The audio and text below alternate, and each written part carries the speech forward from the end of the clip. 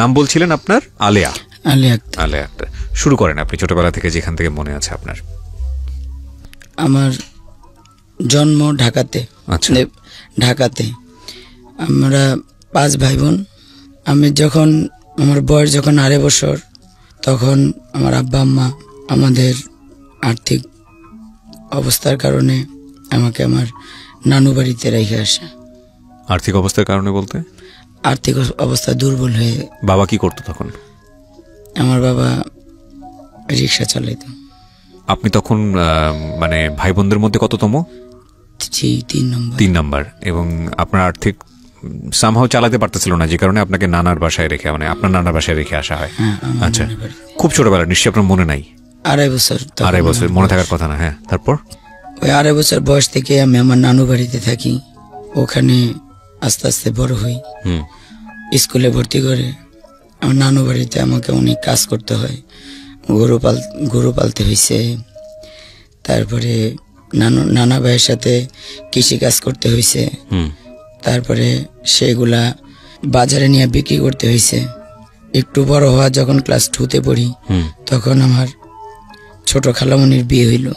আচ্ছা। সেই খালামণির বাসায়ও আমাকে অনেক কাজ করতে হইতো। আপনার খালামণির বাসায় পাঠিয়ে দিল আপনাকে? মানে না, খালামণির বাসা নানুর বাসা প্রায় পাশাপাশি ছিল। আচ্ছা। হ্যাঁ, এর মাঝে আবার আমাকে স্কুলেও যেতে হইতো। আচ্ছা। তো আস্তে আস্তে আমি যখন বড় হলাম, ক্লাস 5-এ উঠলাম, আমাকে গ্রামের বাড়িতে বিয়ে দিয়ে দিবে সবাই ধরলো বিয়ে দেওয়ার জন্য। কিন্তু আমি বিয়ে করব না বিদায় আমার কাকা আর দাদা দাদি আব্বা গ্রামে গেছে। তারা জানতো না যে আমি গাড়িতে লুকায় উঠে গেছি। ওইটা সিটের নিচে, পিছনে যে 5টা সিট থাকে, ওই 5টা সিটের নিচে আমি শুয়ে পড়ছিলাম। পিছনে যে সিটগুলা থাকে ওটার নিচে গোজা হয়ে শুয়েছিলাম, যাতে আমাকে না দেখে। যখন গাড়ি অনেক দূর আসলো, এক জায়গায় থামাইলো, তখন এসে আমি কাকাকে বললাম যে কাকা আমি বাথরুমে যাব। তখন তারা আমাকে দেখে যে আমি আসছি গাড়ির মধ্যে। তখন বাবা অনেক রাগ করলো যে এখন তুই চলে যাবি, ঢাকা যাবি, আমি এমনি চালাইতে পারি না, সংসার চালাতে পারি না, তো এখন আবার কি করব। তখন আমি বললাম যে আমি ঢাকা গিয়ে মানুষের বাসায় কাজ করব, সমস্যা নেই, কিন্তু এই গ্রামে আমি থাকবো না, আমাকে এত ছোটবেলায় বিয়ে দিবে, আমি বিয়ে করব না। আর এখানেও আমার অনেক কষ্ট, আমার গরু পালতে হয়, এই সংসার দেখতে হয়, এখানে আমার অনেক কাজ করতে হয়, ও বাড়িতে কাজ করতে হয়। তো আমি আব্বাকে বললাম যে আমি এখানে থাকবোই না, চলে যাব। তারপর আনবেই না। পরে আমার ছোট কাকা বলল যে আচ্ছা আগে ঢাকা যাক, যদি ওখানে ও না থাকতে পারে বা কিছু না হয় তখন আমরা আবার দেখবো, নি পরে লাগলে নিয়ে আসবো। এখন তো গাড়ি অনেক দূর চলে আসছে, তো ঢাকা চলে যাই। আচ্ছা। তো ঢাকা চলে আসলাম। আসার পরে আম্মা রাগ করলো যে চলে আসছ, আমার আব্বা আম্মার ওইখানে তো কেউ নাই, ওদেরকে দেখবে, আমার বোনটারও বিয়ে হয়ে গেছে, তো তুই চলে আসলি। আমি বললাম যে আমি ওইখানে থাকবো না, ওইখানে থাকলে খালি বিয়ের কথা বলে, বিয়ের কথা বলে। তো এইভাবে চলতেছে। পরে আমি ওই যে চাদরে ফুল উঠে না, জি, চাদরে ফুল উঠাতাম কখনো, ওই ঢাকাতে বসেই? হ্যাঁ, ঢাকাতে চাদরে ফুল উঠিতাম। এগুলো কি আপনি শিখেছিলেন কারো কাছ থেকে, নাকি একা একাই যা পারতেন তাই করতেন? না, আমি গ্রামে ছোটবেলা থেকে হাতের কাজ পারতাম। আচ্ছা। তো ওখান থেকে ওনারা যাদের চাদর বা এই পাঞ্জাবি, তারা একবার একটু দেখাই দিছে যে এটা এইভাবে করতে হবে, এটা এখানে এখানে এই সুতা বসবে, এখানে এটা করতে হবে, তো ওভাবেই করে দিতাম। আচ্ছা। ওটা আমাকে একবার দেখাই দিলে আমি পারতাম যে এটা এভাবে করতে হবে। তো আমাদের বাসায় কারেন্ট থাকতো না, ছিল না, কুপি হারিকেনের আগুন দিয়ে দিয়ে রাত্রে 12টা-1টা পর্যন্ত অনেক কাজ করতাম। মাসে তখন ভালো টাকার কাজ করতাম, 3000-4000 টাকার কাজ করতাম এই হাতের কাজ। তারপরে একজন বলল যে আড়ঙের কাজ আছে, অনেক দাম পাওয়া যায়, 1 সুতার কাজ, যদি তুই করতে পারিস তাহলে আমি আড়ং থেকে কাজ এনে দিব। আমি বললাম যদি স্যাম্পল দেখাইতে পারেন আমি করে দিতে পারবো। তো ওখান থেকে এক একটা চাদর করতাম, চাদর নিতাম, 7000-5000 টাকা মজুরি দিত। 2টা বালিশের কভার, একটা চাদর, এটা হলো 100টার ভরাট গোলাপ করতে হইতো। এক এক চাদরের কোনায় 5টা করে আর মাঝে 10টা, আর বালিশে করতে হইতো কোনোটা 4টা, কোনোটা 3টা, কোনোটা 5টা, ছোট ছোট করে। এগুলো এক সুতা দিয়ে বিভিন্ন কালারের সুতা, এক একটা ফুলে, এক একটা পাপড়িতে, এক একটা পাতায় এক এক কালার বসান লাগতো। আচ্ছা, ওই সুতাগুলো ম্যাচিং করে করে ওই কাজগুলো করে দিলে মানে তখন আপনার লেখাপড়া আপনি বন্ধ করে দিলেন? হ্যাঁ, লেখাপড়া আমার বন্ধ হয়ে গেল। তো যখন এভাবে কাজ করতেছি, সংসারে একটু সাপোর্ট দিতেছি, 2-3 বছর গেছে, তখন একজন বলল যে ফার্ম গেট তেজকুনিপাড়া একটা স্কুল আছে, ওইখানে নাইট স্কুল। আচ্ছা, ওখানে বিনা পয়সায় পড়ানো হয়, আচ্ছা, তুই ইচ্ছা করলে ওখানে গিয়ে পড়তে পারিস। তখন আমি বললাম যে আমি তো অত দূর চিনি না, বা ওই স্কুলে কিভাবে গিয়ে ভর্তি হইতে হয় আমি জানি না, আমাকে যদি নিয়ে যাস। কয়, ও বললো যে আমি তো ওখানে পড়ি, আমার সাথে যাস, গেলেই ভর্তি করে নিবে। আম্মাকে বললাম, আম্মা কিছুটা রাজি হলো, আব্বা মোটেই রাজি হলো না, যে না। আর আব্বা, আমি ওখান থেকে আসার পর আব্বা আমার সাথে ভালো করে কথা বলতো না। আচ্ছা, তো কথা বলতো না, আমি তাকে বিছনা করে দিলে সে ঘুমাতো। সে যখন যা দিতাম, শুধু ভাত বেড়ে দিলে আব্বা খাইতো না, আমার সাথে কথা বলতো না। তো এটা নিয়ে আমার মনে অনেক কষ্ট, অনেক। আমার ছোট বোনটাকে যখন আব্বা আদর করতো, টাকা দিত কোলে নিয়ে, তখন আমার কষ্ট লাগতো, আমি কান্না করতাম চুপে চুপে। আব্বা আমাকে কোনো হেল্প করতো না। তো মাকে বললাম, মা বললো যে নাইট স্কুল, রাত্রে, আবার অত দূর থেকে, মেয়ে মানুষ, তুই কিভাবে আসবি? আমি বললাম যে আমার জন্য চিন্তা করা লাগবো না, আমি সন্ধ্যার সময় যাব, এখান দিয়ে পুরান এয়ারপোর্ট দিয়ে হাঁটতে হাঁটতে যাব, ওই মাথায় বের হয়ে ওইখান দিয়ে ভিতর দিয়ে ঢুকে, নাকালপাড়া ঢুকে তেজকুনিপাড়ায়, ওইখান দিয়ে ঢুকে আমি ক্লাস করে আসার সময় মেইন রোড দিয়ে আসবো, আগারগাঁও সারাপাড়ায় দিক দিয়ে হয়ে মেইন রোড দিয়ে আসবো, আপনি আমার জন্য চিন্তা করেন না। তো মা মেয়ে মানুষ দেখে অনেকটা ভয় পেল যে কি না কি হয়। তো আমি বললাম যে আমার জন্য কোনো চিন্তা করেন না, আর আমি তো একা আসবো না, অনেকে এখানে পড়ে, যারা যারা, তাদের সাথে আসবো, আর না হইলে আমার জন্য চিন্তা করবেন, আমি আসতে পারবো। আব্বা বললো, মা বললো আমি তো কোনো গাড়ি ভাড়া দিতে পারবো না। বলছে আমার কোনো গাড়ি ভাড়া লাগবে না, আমি হেঁটেই যাইতে পারবো, হেঁটেই আসতে পারবো। কোথা থেকে হেঁটে যাবেন? তখন বাসা ছিল কোথায়? বাসা মণিপুর ছিল। মণিপুর বলতে ওই যে এখন যে হার্ট ফাউন্ডেশন 2 নম্বর থানা, ওখান থেকে এই ফার্ম গেট পর্যন্ত হেঁটে আসতে হবে। হ্যাঁ, হেঁটে হেঁটে আসতে নাইট হবে। স্কুলে পড়াশোনা? Night school. জি। স্কুলটার নাম হলো UCP school, under people and children educational programmes. এই স্কুলটা অনেক কষ্ট করে তাদের রাজি করে স্কুলে যাওয়া শুরু করলাম। এই হেঁটে যাই, হেঁটে আসি, ঝড়েও হেঁটে যাই, রৌদ্রেও হেঁটে যাই, যত বৃষ্টি ঝড় তুফান হোক হেঁটে যাই, হেঁটে আসি। এভাবে করতে করতে ওখান থেকে 6, 7, 8 পর্যন্ত পড়াশোনা করলাম। আচ্ছা।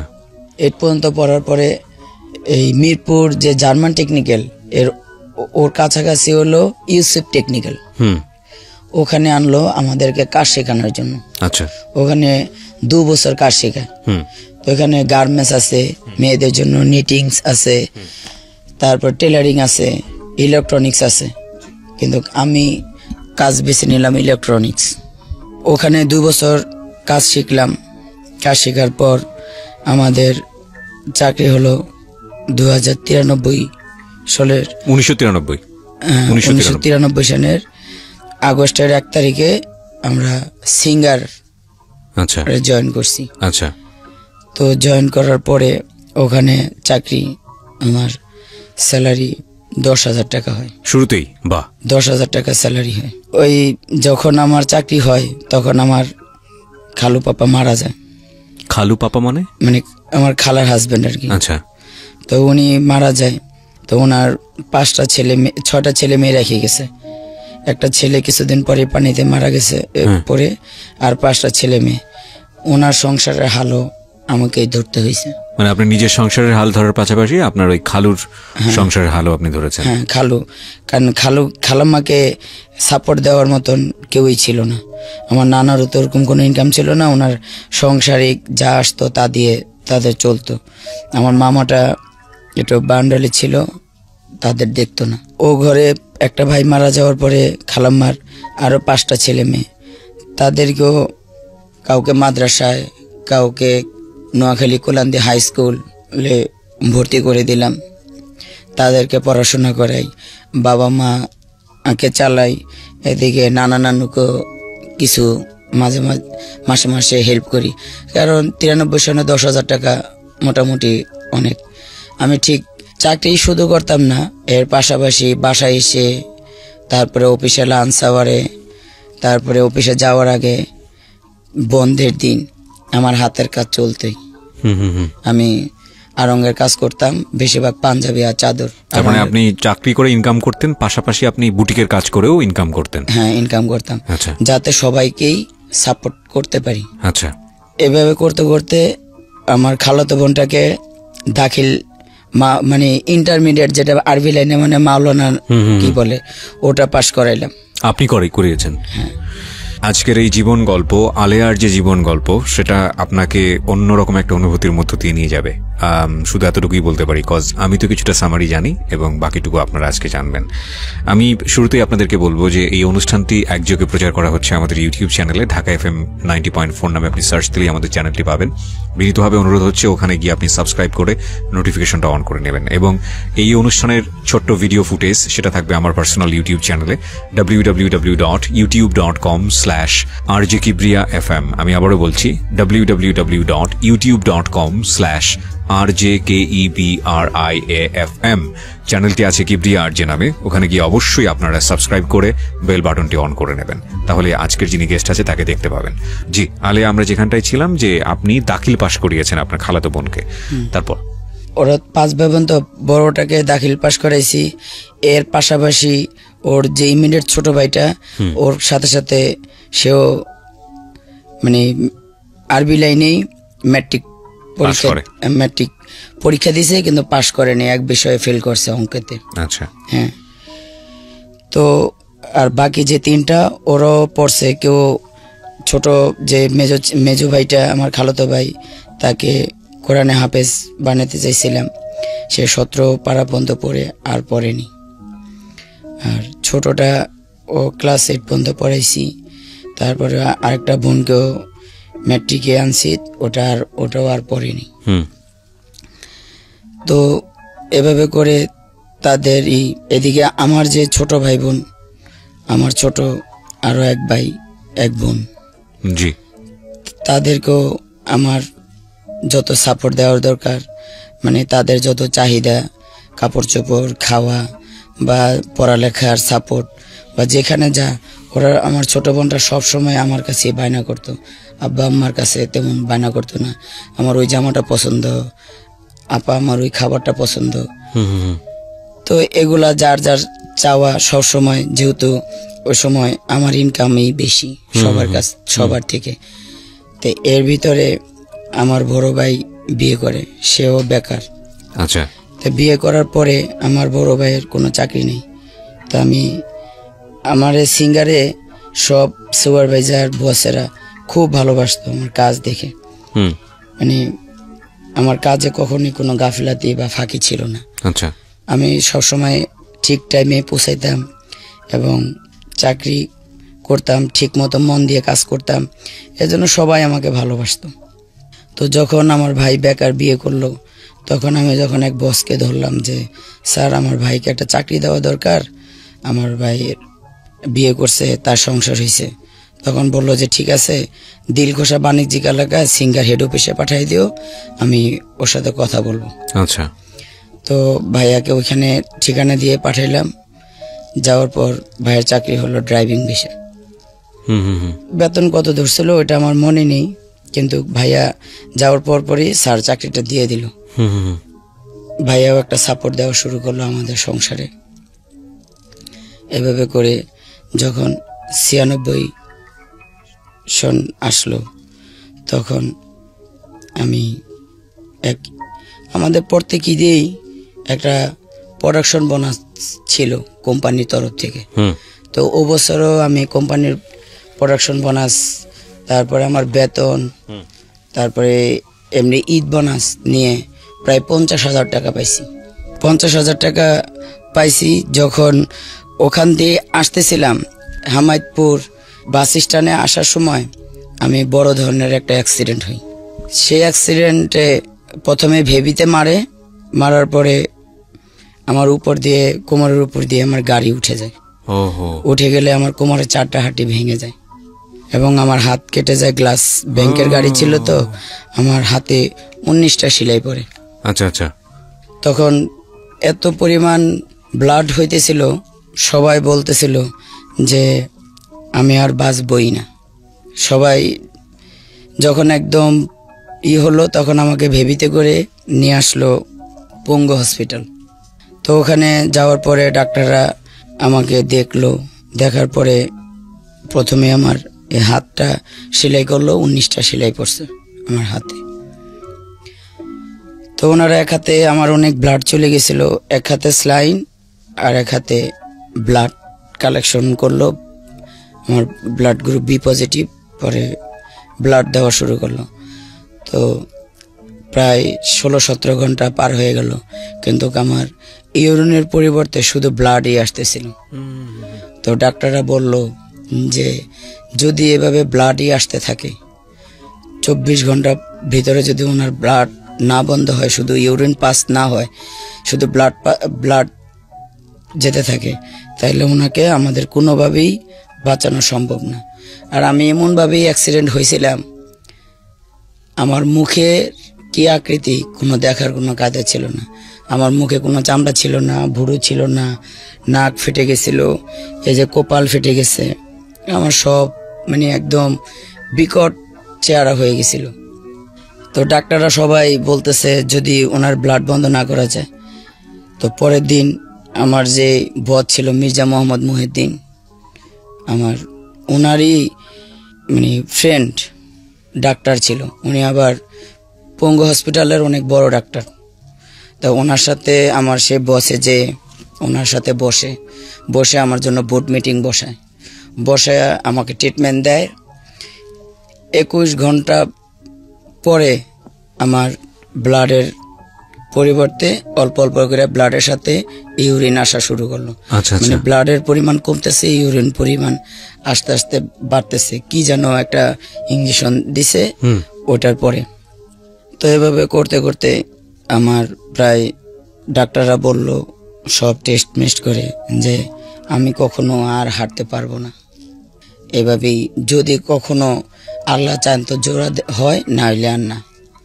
তো আমার চিকিৎসা কি, আমার তো এখানে তো কোনো কোমরে তো কোনো ব্যান্ডেজ নাই, কোনো কিছু করা যাবে না। আমার চিকিৎসাটা কি, মেডিসিন খেতে হবে আর একদম বিছানায় শুয়ে থাকতে হবে সোজা হয়ে, একদম নড়াচড়া করা যাবে না।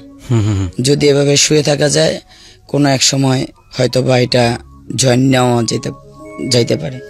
তো এইভাবে করতে করতে প্রায় 2-2.5 বছর হয়ে গেল আমি বিছানায় শুয়ে আছি। মানে আপনি যে ইনকামের মানুষ, যার আয় দিয়ে খালার সংসার, আপনাদের সংসার চলতো, সেই মানুষ এরকম বিছানায় পড়া? হ্যাঁ, বিছানায় পড়া না, আমার স্যালারি আসতো।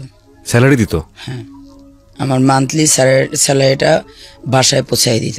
বাহ, খুব ভালো সংবাদ। হ্যাঁ, তারপর? হ্যাঁ, প্রত্যেক মাসেই, কারণ আমি তো কোথাও বেড়াইতে গিয়ে আমার অ্যাক্সিডেন্টটা হয়নি, অফিসের কাজে হয়েছে। অফিসে থেকে ফেরার সময় অফিসের সামনেই আমি অ্যাক্সিডেন্টটা হয়েছি। আচ্ছা, এজন্য অফিস বিয়ার করতে, অফিস বেয়ার করছে আমার অনেক। অফিস থেকেও আমাকে কিছু খরচ দিছে আমার ট্রিটমেন্টের, প্লাস যে আমাদের যে কলিগরা ছিল ওরাও প্রতি মাসে মাসে কিছু একটা ওরা উঠাইতো, প্রত্যেকে কিছু চাঁদা উঠে আমাকে আমার ভাইয়ের হাতে দিয়ে যেত। আচ্ছা, এভাবে করে আমাকে হসপিটালে রাখলো, পঙ্গু হসপিটাল রাখলো প্রায় 3 মাস 3.5 মাস রাখলো। রাখার পরে ওনারা বললো যে এখানে বেড ভাড়া দিয়ে এত কিছু করে কোনো লাভ নেই, আপনারা ওকে বাসায় নিয়ে যান। তো বাসায় অ্যাম্বুলেন্সে করে আমাকে বাসায় নিয়ে আসলো। আপনি কি বিছানায় একদম একেবারেই শোয়া থাকতেন, কোনো প্রকার নড়াচড়া কিচ্ছু করতে পারতেন না? না, আমাকে বেডে কেউ যদি আমাকে পায়খানা প্রস্রাব করাতো তাহলে আমি করতে পারতাম, না হলে করতে পারতাম না। মানে কেউ কারো স্বর্ণাপন্ন না হলে আমি 1 গ্লাস পানি ধরেও খেতে পারতাম না। মাই গুডনেস, 2-2.5 বছর এইভাবে? হ্যাঁ, যখন আমি আমার গ্লাসে যখন প্রথম আমার চেহারা দেখি, তখন আমি খুব জোরে একটা চিৎকার মারি যে আমি আমাকে নিজেই চিনতে পারি না, কারণ আমার মুখে তো কোনো মাংস নেই, ভুরুগুলো কেটে গেছে, নাক ফেটে গেছে, কোনো কিছু চিনতে পারছি না। যখন প্রথম গ্লাসে দেখি, যখন বাড়িতে নিয়ে আসলো, তো আমাকে এইভাবেই আমার যে বড় ভাই বিয়ে করছে তার বউ আমাকে সবসময়, সেই আমার বেশি সেবা করছে, আমার মায়ের থেকেও বেশি সে সেবা করছে, কারণ তার রুমেই রাখছে, তার রুমে শোয়াইছে এবং ভাই এক পাশে শুইতো, ভাবি আরেক পাশে শুইতো, আমাকে তার খাটের মাঝখানে শোয়াইছে। ভাইয়া ভাবি সব সময় মানে খাওয়াই দেওয়া, আমার শরীর মোছাই দেওয়া, আমার পায়খানা প্রস্রাব করা, আমার জামা কাপড় চেঞ্জ করে দেওয়া। জামা কাপড় তো পরাইতো না, আমাকে একটা চাদর দিয়ে আবরণ দিয়ে রাখতো। তো আমাকে তো এগুলো পরাইতে পারতো না, কিভাবে পরাবো? আমি তো বেডেই শোয়া, পায়খানা প্রস্রাব করানো লাগতো, এই জন্য কোনো কাপড় পরাইতো না, চাদর দিয়ে ঢেকে রাখতো। তো এবার 2-2.5 বছর পরে মাঝে মাঝে নিয়ে যেত, অ্যাম্বুলেন্সে করে পঙ্গুতে নিয়ে যেত টেস্ট করানোর জন্য। ডাক্তাররা বলতো যে হ্যাঁ কিছুটা ইমপ্রুভ হচ্ছে, কিছুটা ইমপ্রুভ হচ্ছে। আচ্ছা, হ্যাঁ আমরা আশাবাদী যে ঠিক হয়ে যাবে, আমরা আশাবাদী যে ঠিক হয়ে যাবে। তো আমি এভাবে করে যখন 2.5 বছর প্রায় হলো, ডাক্তারদের এখানে আসলাম। ডাক্তাররা বললো যে এখন মোটামুটি সুস্থ, হাঁটতে পারবে, কিন্তু কারো কাঁধে ভর দিয়ে, কোনো ক্রেস না, ওই যে ক্রেস দেওয়া যাবে না। আচ্ছা, কারো কাঁধে ভর দিয়ে ক্রেস ইউজ করা যাবে না। বুঝতে পেরেছি। দুজনে কাঁধে ধরবে, এই 1 মিনিট, সকালে 1 মিনিট, দুপুরে 1 মিনিট, বিকালে 1 মিনিট, 1 মিনিটের বেশি না, ঘড়ি ধরে 1 মিনিট, ওই ঘরের ভিতরে, বাইরে না, উঁচু নিচু জায়গায় না, সমান জায়গায়। আচ্ছা, এভাবে করে 6 মাস ওকে প্রতিদিন 1 মিনিট 1 মিনিট করে করবে। পরে আল্লাহর রহমতে 6 মাস করার পরে এই পঙ্গুতে আমাকে নিল না, ওখানকারই যে ডাক্তার ছিল ওনার চেম্বারে নিয়ে গেল, ডাক্তার মেহেদি। ওনার ওইখানে নেওয়ার পর উনি সব চেক টেক করলো, সব টেস্ট করলো, করার পরে বলল যে এখন ভালোই আলহামদুলিল্লাহ, তবে ওনাকে কখনো বিয়ে শাদী দিয়েন না। কখনো বিয়ে শাদী দিয়েন না? না। আচ্ছা, উনি যদি বিয়ে শাদী দেন ওনার সমস্যা হবে। এই সমস্যাটা কি সমস্যা সেটাই বলেছিল? হ্যাঁ, বলছে যে উনি কখনো স্বামী স্ত্রী সঙ্গ করতে পারবে না, মানে স্বাভাবিক যে সম্পর্কটা সেটা হতে পারবে না। হ্যাঁ, সেটা করতে পারবে না। তো এটা বলার পর তো আমি কি করব, সবাই নিয়তিকে তো মেনে নেই, আমিও নিয়তিকে মেনে নিয়ে আস্তে আস্তে একটু সুস্থ হয়ে আবার কাজে জয়েন করি। সিঙ্গারি জয়েন করেন? হ্যাঁ, সিঙ্গারি আবার জয়েন করি। যখন আমার জয়েন করার পরে 6 মাস পর আমাদের এলাকারই একটা ছেলে, ওদের বাড়ি বরিশাল পটুয়াখালীতে, কিন্তু ওর ছোট ভাইয়ের বাসায় বেড়াতে আসছিল আমাদের পাশেই, ওরা ভাড়া থাকতো। সেখানে আসার পরে ওই লোকটা আমাদের বাসায় বিয়ের কথা বলছে। এখন ছেলেটা ভালো না, একটু 2 নাম্বারই কাজ করতো, তো যার জন্য আমাদের বাসা থেকে কেউ বিয়ে দিবে না। এর ভিতরে আমার আবার যে বড় ভাই, তার ওয়াইফের আবার গল ব্লাডারের ব্যথা উঠছে, 10 নম্বর জেনারেল হসপিটালে ভর্তি করছে। আমি ওখানে গেছি, ভাবি সরাসরি অফিস থেকেই ভাবিকে দেখতে হসপিটালে আসছি, ভাবির অপারেশন। তো ভাবির অপারেশন হলো রাত্রে, আমি ভাবির কাছেই ছিলাম। সকালে যখন আমি অফিস থেকে যাচ্ছি 10 নম্বর গোলচক্কর যাওয়ার সময়, ওই লোকটা ঢাকা ভার্সিটির যে শামীম আহমেদ, শামীম ছিল না এক সময়, খুব নাম করা, ওনাকে নিয়ে আরেকটা লোক নিয়ে, আর ওই লোকটা আমাকে আসছে এসিড আর পিস্তল ঠেকায় আমাকে। আগে, এখন তো মিশুক চালা, আগে ভেবি ট্যাক্সি চলতো না, সেই ভেবি ট্যাক্সিতে করে আমাকে 2 দিকে 2 জনে ধরে উঠায় নিয়ে গেল একদম নারায়ণগঞ্জ।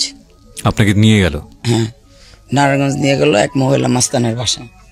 ওই মহিলাও মাস্তান। ওইখানে নিয়ে যাওয়ার পরে ওরা আমার সাথে অনেক করে জোর করে এক কাজে এনে, কাজের মাথায় পিস্তল ঠেকাইয়া, তো আমি তো হাউমা করে চিৎকার পেরে কাঁদতেছি, আমি বাড়িতে যাব। আপনি বলতেছিলেন ওই সময় যে আপনার এমন কিছু শারীরিক সমস্যা আছে যেখানে? সব বলছি। বিশ্বাস করে না? না, বিশ্বাস করেনি। বিশ্বাস করছে, বলছে অ্যাক্সিডেন্ট হয়েছে, ভালো হয়ে গেছে, এটা কোনো সমস্যা না। পরে ও নিয়ে গেল, বললো যে, ও বলতো যে আমি মনে মনে এরকম একটা সুন্দর লম্বা চূড়া এরকম একটা মেয়ে খুঁজছি। আমার তো অবশ্যই এখন আমার গায়ের রং কালো হয়ে গেছে, আমি একদম হলুদ ফর্সা ছিলাম, অনেক সুন্দর ছিলাম। তো ছেলেটার নাম কি ছিল? হ্যাঁ, ছেলেটার নাম কি ছিল? ছেলেটার নাম ছিল রফিকুল ইসলাম সবুজ। আচ্ছা, তারপর?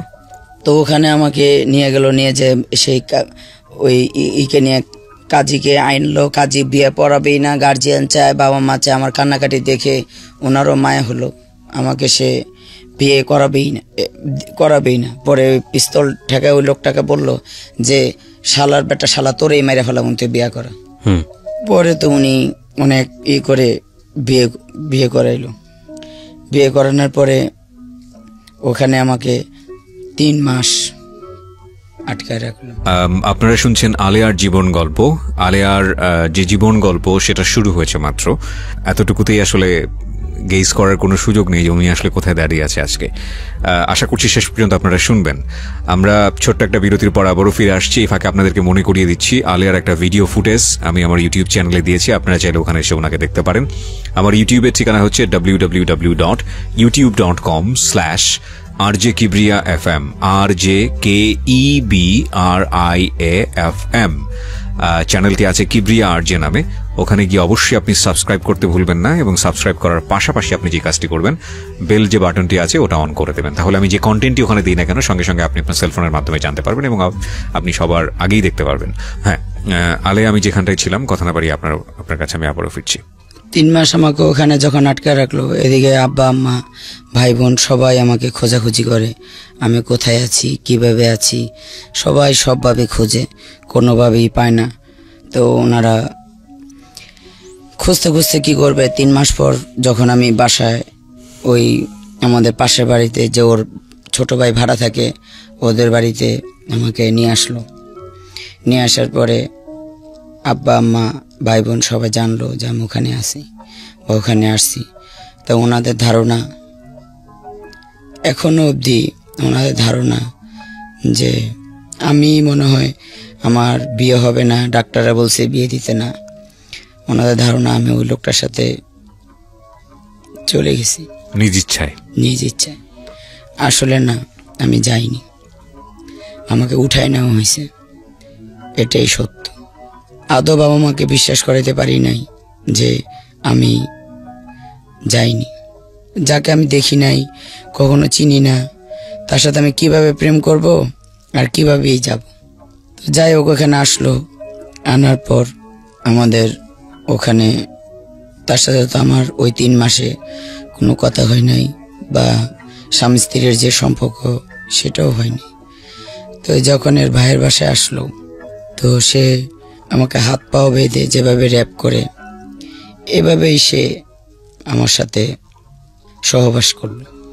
তো সহবাস করার সময় আমার অনেক ব্লিডিং হইতেছিল। তো তখন তার ছোট ভাইয়ের বউকে আর ছোট ভাইকে ডাকলো, পরে আমাকে হসপিটালে নিয়ে গেল। হসপিটালে আমার যে আগে অ্যাক্সিডেন্ট হয়েছে বা ডাক্তার বিয়ে করতে না করছে এগুলো কিছুই বলেনি। বলল যে ফার্স্ট টাইম তো, তাই এই অবস্থা। তো ওনারা মেডিসিন দিল, প্রায় 7-8 দিন পর ভালো হয়ে গেল।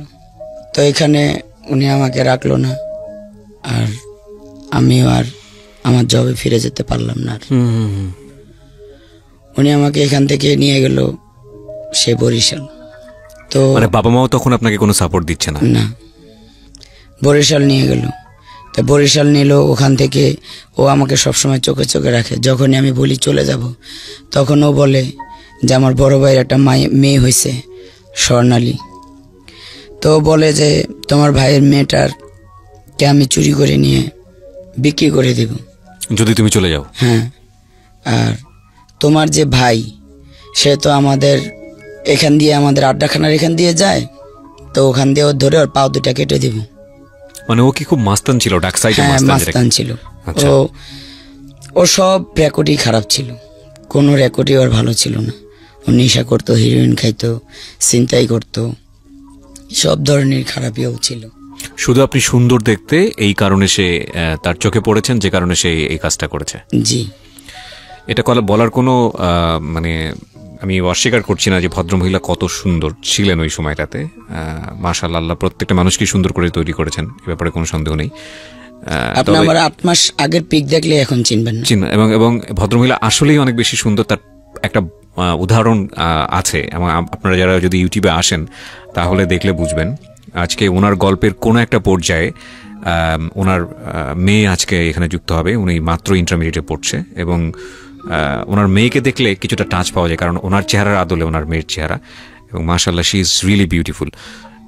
এবং আপনি চিন্তা করে দেখেন এই রকম সুন্দর একটা মেয়ে যে গার্মেন্টসে কাজ করছে ওই সময়, ওনার মেয়েকে দেখলেও যদি আপনি কিছুটা মানে আঁচ করতে পারবেন যে ওনার সৌন্দর্যের ব্যাপারটা, সে এরকম একটা মাস্তানের চোখে পড়েছে, এবং তাহলে কি হতে পারে।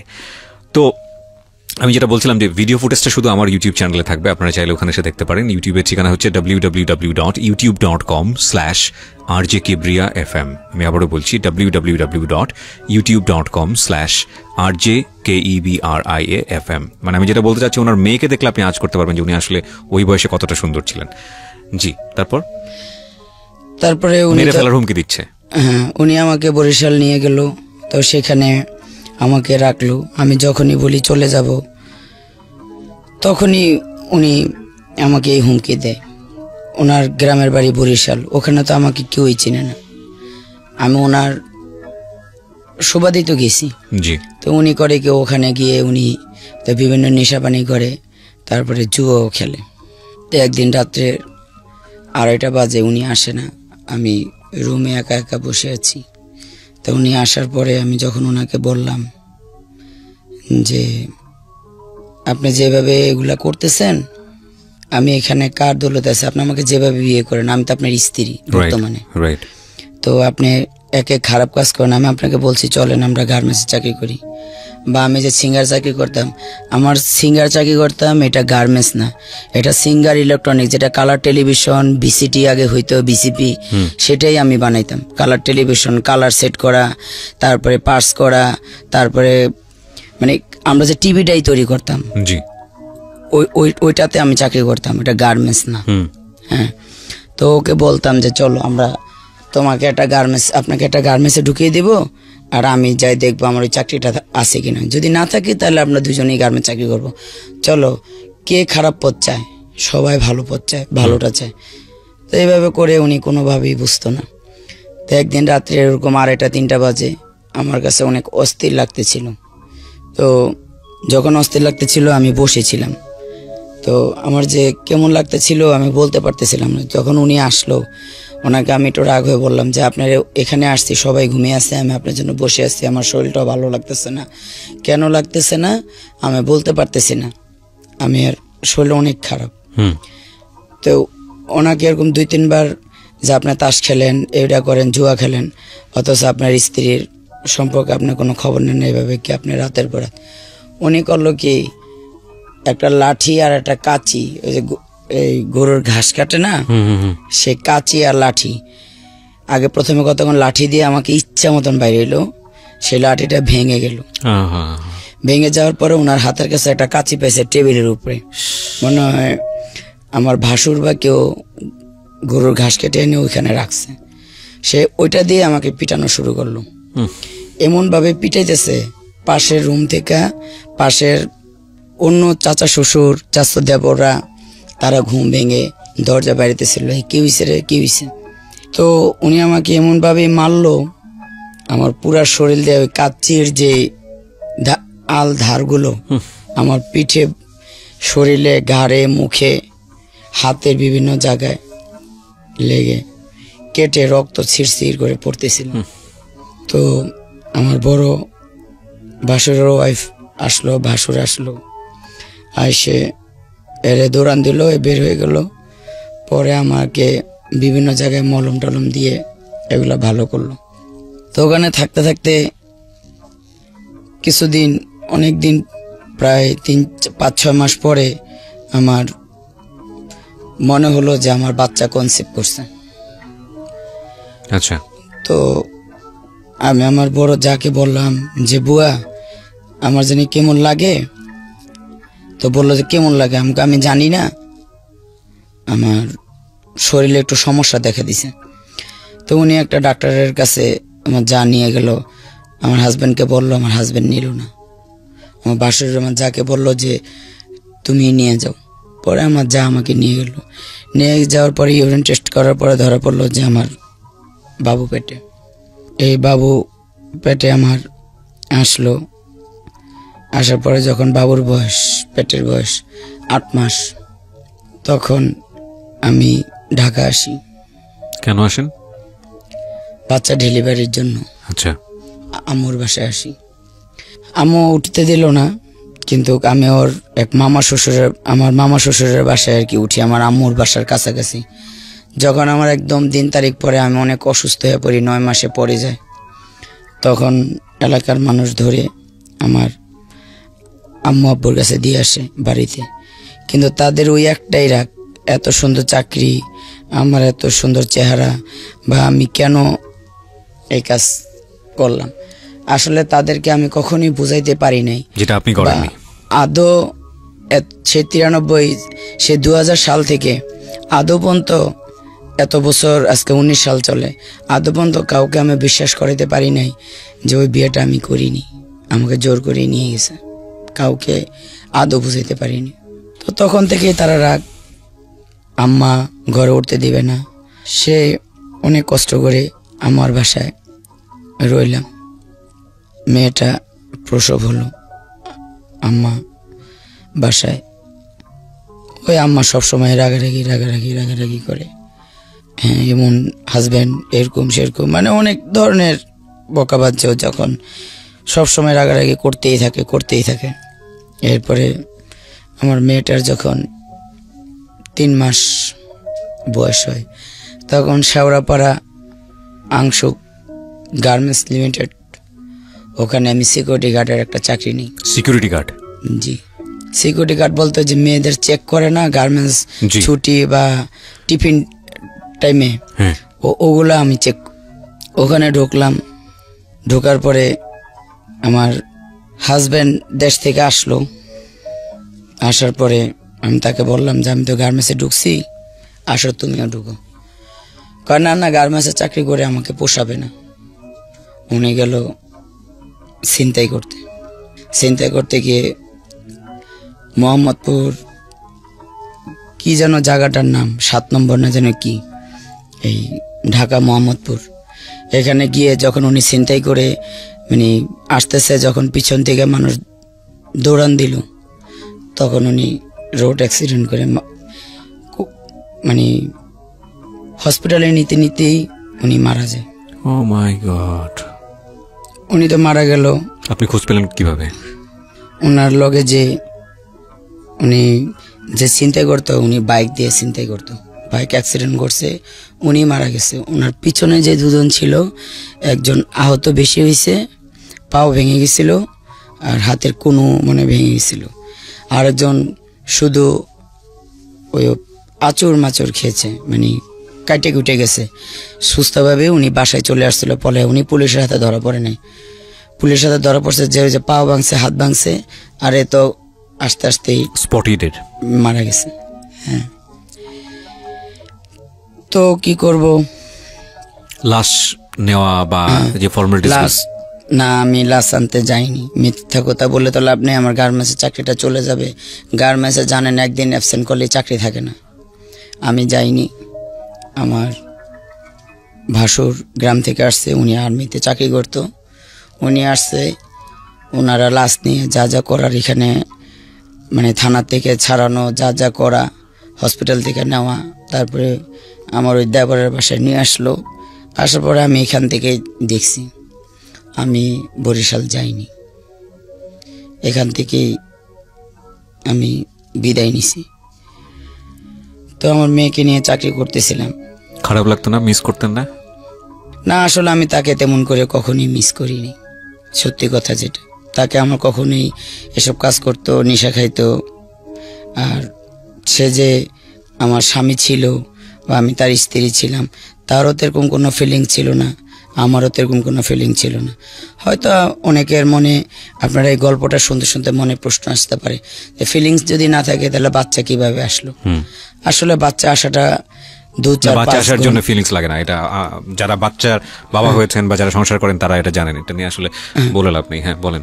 তো আমি যখন চাকরি করতেছিলাম, তো আম্মা কন্টিনিউয়াসলি ঘরে রাগারাগি করতো, মেয়ে রাখতে পারবে না, মেয়ে পালতে পারবে না। তো একদিন আমি আমার যে জায়গায় চাকরি করতাম, সে জিএম স্যারকে আমি গিয়ে বললাম যে স্যার, আমার তো একটা ছোট বাবু আছে, আর আমার এখানে তো হার্ট কোনো কাজ নেই, যদি আপনি অনুমতি দেন তাহলে আমি আমার বাচ্চাটাকে নিয়ে আসবো। যখন আমি চেক করবো, আমার বাচ্চাটা আমি টেবিলের উপর শোয়া রাখবো বা পাশে বসায় রাখবো, আমি আপনার চেক ভালোভাবেই করবো, এখন যেভাবে করি আমি তখনও সেভাবেই করব। তো উনি বললো যে ঠিক আছে এনে দেখো, যদি কান্নাকাটি না করে। আপনার এই মেয়েটাই কি সেই মেয়ে যে আজকে এই এখানে মেয়েটাই সেই মেয়ে যে এসছে আপনার সঙ্গে? জি। ও যুক্ত হবে আমাদের অনুষ্ঠানের কোনো একটা পর্যায়ে, এবং ওর একটা ভিডিও ফুটেজ আমি আমার ইউটিউব চ্যানেলে দিয়ে দিয়েছি।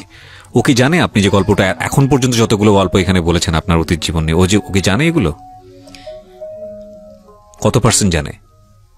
ওর আব্বু এভাবে আসলে মেয়েটাকে কখনো আমি বলিনি, মানে এভাবে রাগ হয়ে কখনো বলছি তোর বাপে খারাপ কাজ করছে, তুই ওর সাথে রাগারাগি হয়ে যায় এই কারণে বলছেন ওর মেয়ে কত ভালো হবে, এগুলো বলে মারা সাধারণত এগুলো বলে, কিন্তু স্টোরিটা কখনো বলেননি, ঘটনা কি ছিল, কিভাবে বিয়ে শাদী হলো। মানে এরকম করে মেয়েকে বসিয়ে ওর বাবা নাই এগুলা জানে, বা ওর বাবা আর ছেলের বাবা আলাদা এটা জানে, কিন্তু ওর বাবা কিভাবে মারা গেছে, কিভাবে আপনাকে বিয়ে করেছে, কি হয়েছে ঘটনা, এগুলো এত বিস্তারিত জানতো না।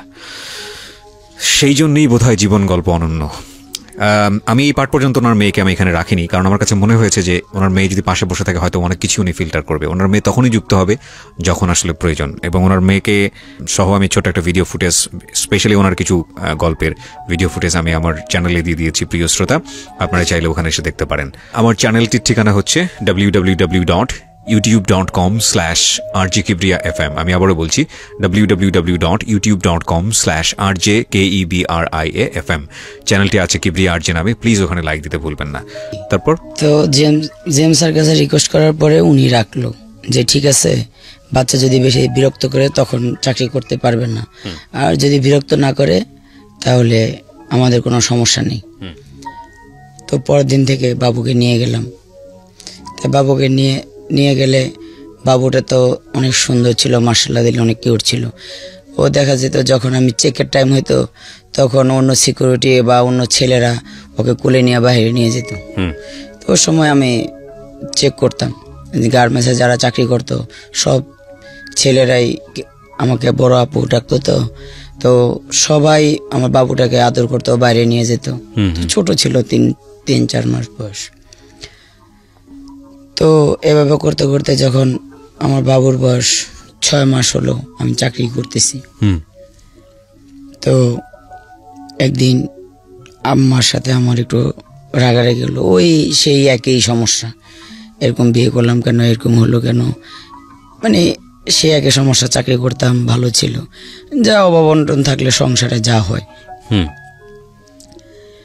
তো এভাবে করতে আম্মুর সাথে রাগ করে আমি বাসা থেকে ভোরবেলা বের হয়ে যেতেছিলাম।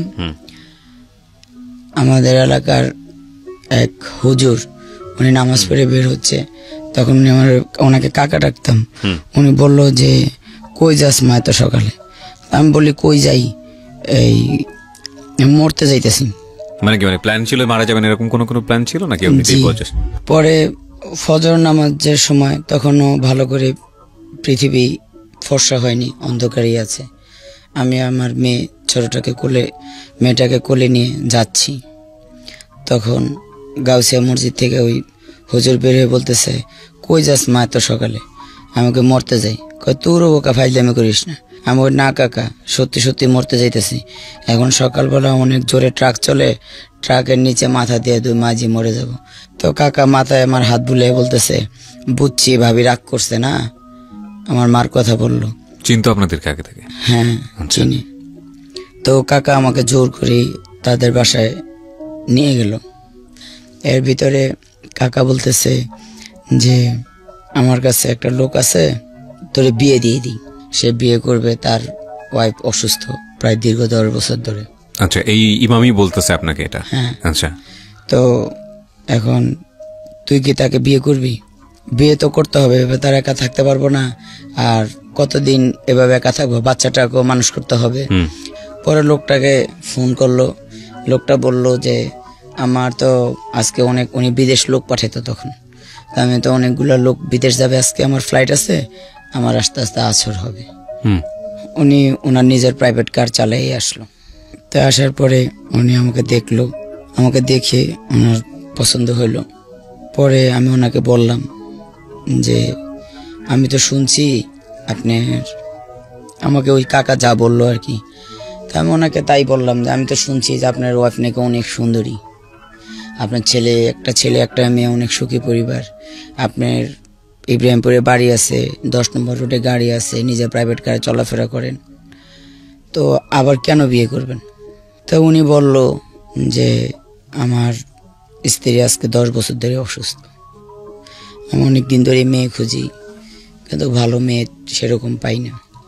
তো আমি বললাম যে আপনার স্ত্রী যে অসুস্থ সেটা কি, সেটা প্রমাণ কি?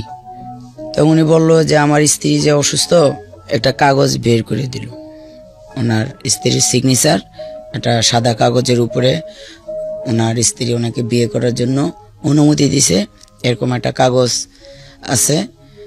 যদি উনি আমাদের সংসারে চলার পরে যদি কোনো সমস্যা হয়, মানে বিভিন্ন কিছু লিখে উনি ওই কাগজটা আমাকে শো করলো। তাই উনি আমাকে বলল যে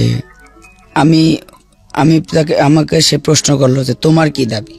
আমি বললাম আমার এমন কোনো চাহিদা নাই, আপনি যেখানেই রাখেন আমাকে 4টা ডাল ভাত দিলে চলবে, আর আমার এই মেয়েটাকে তার পড়ালেখা, তার বিবাহ, যেখানে যা করার সেটা আপনাকেই করতে হবে। বললো যে এটা কোনো সমস্যা না, এটা আমি মেনে নিছি। আমাকে আপনি যদি এটা মেনে নেন তাইলে আমি আপনাকে বিয়ে করব। আপনি না, যে কেউ আমার এই মেয়েটাকে মেনে নেবে আমি তাকেই বিয়ে করব। এদিকে আমার ভাই, আমি জানতাম না আমার ভাই আমার জন্য একটা বিয়ে ঠিক হয়ে গেছে কোন নেবির সাথে। তো ভাই আবার ঝালকাঠি গেছে তার ওয়াইফকে নিয়ে, আমার ভাইয়ের শ্বশুর বাড়ি ঝালকাঠি। তো ভাই আবার এটা কাউকেই বলে যায়নি যে আমার বিয়ে ঠিক করে গেছে, এসে বিয়ে দিবে বা কিছু, তো এটা জানতাম না। তো ভাই আমার এখানে উনি যখন মাগরিবের পরে আবার আসলো, তো উনি আবার বলল যে আমি মেয়েটাকে আরেকবার দেখব, আমার কথা বলল। তো আমি গেলাম, যাওয়ার সময় আমার বোনটাকে নিয়ে গেলাম, যে বোনটা আজকে আসলো, আমরা তো 2টাই বোন, এই বোনটাকে নিয়ে গেলাম। তো উনি মার্কেট করে নিয়ে আসলো শুক্রবার দিন, জুম্মার নামাজের পর ওনার সাথে আমার বিয়ে হলো। আচ্ছা, ওনার ফ্যামিলির দিক থেকে কেউ ছিলেন নাকি শুধু কেউই ছিল না? শুধু উনি? আমার ফ্যামিলির দিক থেকে কেউ ছিল না, খালি ছোট বোনটা ছিল। আচ্ছা, মা বাবা বা ভাই বোন কেউই ছিল না, শুধু ছোট আমার বোনটাই ছিল। আচ্ছা, আর কেউই ছিল না। তো বিয়ে হলো। উনি বিয়ের দিন একটা কথাই বলছে যে আমি যেখানে রাখবো সেখানেই তুমি থাকবে, আমার ফ্যামিলির সাথে বা আমার ছেলে মেয়ে বা আমার আত্মীয় স্বজনের সাথে আমায় কখন তোমাকে মিলিয়ে দিব সেটা আমার ব্যাপার।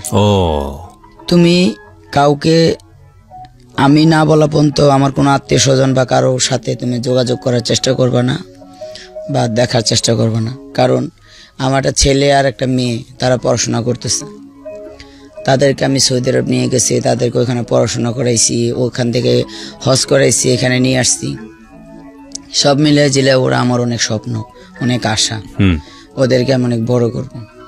মানে আপনাকে যে বিয়ে করেছে সেটা উনি আগের ফ্যামিলিতে জানায়নি, পুরো বিষয়টা গোপন রেখেছে এবং এটা আপনি মেনেও নিয়েছেন।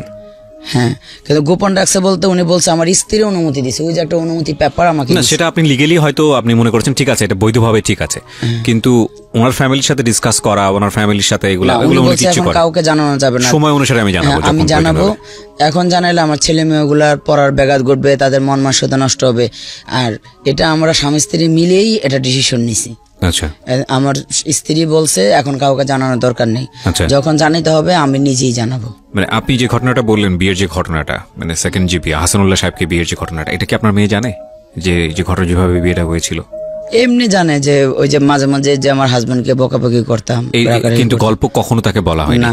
আমি চাচ্ছি আপনার মেয়ে এখন আপনার পাশে বসুক, তার কাছ থেকে আমার কিছু জানার আছে প্রয়োজন অনুসারে, আপনার যদি কোনো আপত্তি না থাকে। না, কোনো আপত্তি নেই, এমনি তো একটু জেট মোটামুটি, মানে ওই যে আমার হাজবেন্ডের সাথে যখন রাগ করতাম, মানে অনেক পরে এসে। তো ঠিক আছে, তাহলে মানে আপনার যদি কোনো আপত্তি না থাকে, আপনার বলতে যদি কোনো সংকীর্ণতা বোধ না করেন, তাহলে আপনার মেয়েকে আমি নিয়ে আসতে চাই স্টেজে। ওকে, ঠিক আছে।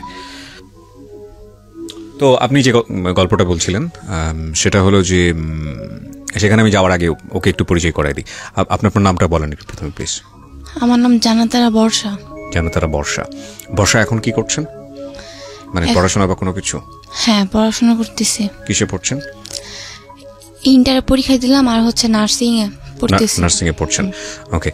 আপনার মার যে জীবন গল্প এখন পর্যন্ত যতটুকু গেছে ততটুকু আপনি অনেক কিছুই জানেন না আপনার মার কথা অনুযায়ী। এখন থেকে ততটুকু আপনি অনেক কিছুই জানেন না যেটা আপনি জানবেন, এবং আপনাকে আমার কিছু কিছু বিষয়ে জিজ্ঞাসা করার আছে বা প্রয়োজনে আপনার সাপোর্টও লাগবে। সো আপনার এতে কোনো আপত্তি নাই তো? না। ওকে, ফাইন, ঠিক আছে। আপনি বলেন, আপনি যেখানে বলছিলেন যে বিয়ে শাদী করলো হাসানুল্লাহ সাহেব আপনাকে, এরকম শুক্রবার দিন আমার বিয়ে হলো। শুক্রবার দিন বিয়ে হলো, তারপর কি হলো? শুক্রবারে জুমার নামাজ পড়ে আমার বিয়ে হলো। তারপরে যে আমার যে কাজী সাহেব ছিল আর যে হুজুর ওই যে কাকা ছিল, ওনাকে বললো কি যে আমাকে একটা কোরআন শরীফ দেন। কে বললো এটা? আমার হাজবেন্ড মোহাম্মদ আহসানুল্লাহ, আমাকে একটা কোরআন শরীফ দেন। তো আমি বললাম, তো উনি হুজুরে আর কাজী সাহেব ওনাকে কোরআন শরীফটা দিল, উনি কোরআন শরীফটা সামনে রাখলো, কাজী সাহেবের হাতের উপরে কোরআন শরীফটা আর আমার হাজবেন্ডের উপরে কোরআন শরীফ, আমার বোন সামনে বসা, আরো যারা ছিল তারা সামনে বসা। তো উনি কোরআন শরীফে হাত দিয়ে বলল যে তুমিও হাত দাও। তা আমার এক হাত উপরে, ওনারও এক হাত উপরে। উনি আমাকে বলল যে তুমি কথা দাও আমার সম্পদ তুমি কাউকে দিবে না। আপনার সম্পদ কাউকে দিবে না বলতে? বলতেছি জি। আমার সম্পদ তুমি কাউকে দিবে না। উনি আর উনি বলল আমি তোমাকে জীবনে কোনোদিন ছাইরা যাব না। কথা দিল কোরআন শরীফে হাত রেখে? হ্যাঁ, কোরআন শরীফে হাত রেখে। আমি বললাম ওনাকে যে আপনি তো আমাকে শুনছি আপনার অনেক বাড়ি আছে, গাড়ি আছে, টাকা পয়সা আছে, আপনার স্বর্ণ অলঙ্কার আছে, কিন্তু আপনি তো আমাকে 4 আনা ওজনের একটা চেন দিছেন, তা আমাকে তো আর কিছু দেন নেই। তা আমি আপনার সম্পদ কাকে কি দিব? আমার তো কোনো সম্পদই নেই। রাইট। হ্যাঁ, তো উনি বললো যে সবচেয়ে বড় সম্পদ হলো তুমি আমার। ওকে, ভদ্রলোকের সাথে আপনার বয়সের ডিফারেন্স কত ছিল? সরি, আমি যা ভেবেছিলাম তার থেকে এত বেশি রিভার্স করেছে যে হাসতে বাধ্য হচ্ছে আর কি। আপনার সাথে ওনার বয়সের পার্থক্য কত ছিল? উনি একজন ফ্রিডম ফাইটার, তাহলে বুঝতেই পারতেছেন ওনার সাথে আমার বয়সের ব্যবধানটা কত দূর হতে পারে। আচ্ছা, না কিন্তু ফ্রিডম ফাইটার তো অনেক অল্প বয়সে অনেকে আছে, এই জন্য জিজ্ঞেস করছিলাম। ওনার এখন 65 রানিং, আমার 42, তার মানে 20-এর অধিক গ্যাপ। তারপর যখন উনি বলল যে তুমি আমার সবচেয়ে বড় সম্পদ, জি, তুমি অনেক সুন্দরী, তোমাকে যে কেউ আমার ফ্রেন্ড সার্কেল বা যে কেউ দেখে তোমার, মানে বিয়ের আগে সে মোটামুটি একটা আতঙ্কে আছে আর কি, যেটা সেই একটা ওয়াদা করে নিল আর কি। হ্যাঁ হ্যাঁ, ওয়াদা করে নিল। তারপরে মনে করেন উনি আমাকে যখন বলল, তা আমি বললাম যে আচ্ছা ঠিক আছে, আমি ওনার সাথে। কত সালে বিয়ে করলেন মনে আছে? 2000 সালে। 2001-এ, মানে আজ থেকে 18-19 বছর আগের গল্প। হ্যাঁ, উনি ওনার বাসায় চলে যায়, আমি আর আমার বোন আর মেয়ে আমার আম্মুর বাসায় চলে আসি। আচ্ছা, চলে আসার পরে ওনার যে গাড়ি চালায় যে ড্রাইভার, আমাদের যে আমার হাজবেন্ডের যে মিরপুর রোডে গাড়ি চলতো, জি, এই 12 নম্বর টু মাজার, গুলিস্তান যে মাজার, ওখানে যে গাড়ি চলতো, এই গাড়িটা যে চালাইতো ওনার ওয়াইফ আমার সম্পর্কে বান্ধবী হয় এক ধরনের। আচ্ছা আচ্ছা। তো ওই বান্ধবীর বাসায় আমার হাজবেন্ড প্রায় আসতো যাইতো ওই ড্রাইভারের কারণে। তো যখন সেদিন আমি যাই তার বাসায়, আমি মাগরিবের আজান হয়, আমি তার বাসায় যাই, আমার ওই বান্ধবীর বাসায় গিয়ে আমি দেখি আমার বান্ধবী ওন্না ছাড়া বসে আছে। আমাকে দেখে আমার বান্ধবী ওন্না টান দিল। ঠিক তাৎক্ষণিকভাবে আমি তাকে কিছু বললাম না, কিন্তু সেটা আমার মেমোরিতে অনেক লাগছে। আপনার হাজবেন্ড ছিল ওখানে? হ্যাঁ। আপনার হাজবেন্ড ওখানে আছে আপনি জানলেন? জেনে গিয়েছিলেন নাকি? না না, এমনিতেই গিয়েছিলেন? আমি এমনিতেই গেছি। বাসায় ভালো লাগতেছিল না, হুট করে কি করলাম, মানে আপসেট মনে হচ্ছিল, তাই ওই বান্ধবীর বাসায় গেছি ওনার সব মানে কথা বলার জন্য যে কেমনি কি। তো যাই এটা দেখে চলে আসলাম। তারপরে উনি আমাকে বললো যে চলো আমরা অনেক জায়গায় হোটেল আছে, যে আমি না হোটেলে যাব না, আপনি একটা বাসা ভাড়া করেন। তো বললো যে আচ্ছা ঠিক আছে, বাসা ভাড়া করো, বাসা দেখো। তো উনি কিছুক্ষণ পরে কথা টথা বলে উনি চলে গেল। বললো যে কালকে আমি 11টা-12টার দিকে আসবো 10 নম্বর অমুক জায়গায়, তুমি ওখানে আইসো, আসলে ওইখানে বাসা দেখব। আমি ওইখানে সকালে গেলাম, যাওয়ার পরে 3-4টা বাসা দেখলাম, দেখে পছন্দ হলো না। পরে একটা বাসায় 10 নম্বরের ফলপট্টির এখানে শমশেরের গ্যাজের পিছনে, এখনো গ্যাসটা আছে, তো ওটার পিছনে একটা বাসা, এক রুম সাবলেট ভাড়া দেয়। ওই বাসাটা ভাড়া নিলাম। এই ফাঁকে আমি আবারও বলছি আপনাদেরকে, ওনাদের যে গল্প চলছে সেখানকার একটা ছোট্ট ভিডিও ক্লিপস, একটা কোলাজ আমি বলবো, সবকিছু কম্বাইন করে আমার ইউটিউব চ্যানেলে দেওয়া আছে, আপনারা চাইলে ওখানে এসে দেখতে পারেন। ইউটিউবের ঠিকানা হচ্ছে www.youtube.com/RJKibriya.fm, RJKEBRIA.FM। চ্যানেলটি আছে কিবরিয়া আরজে নামে। অ্যান্ড প্লিজ চ্যানেলটিতে যাওয়ার পরে আপনি লাইক দিতে ভুলবেন না, লাইক তো না, সাবস্ক্রাইব করবেন এবং পাশে যে বেল বাটনটি আছে সেটা অবশ্যই অন করে নেবেন।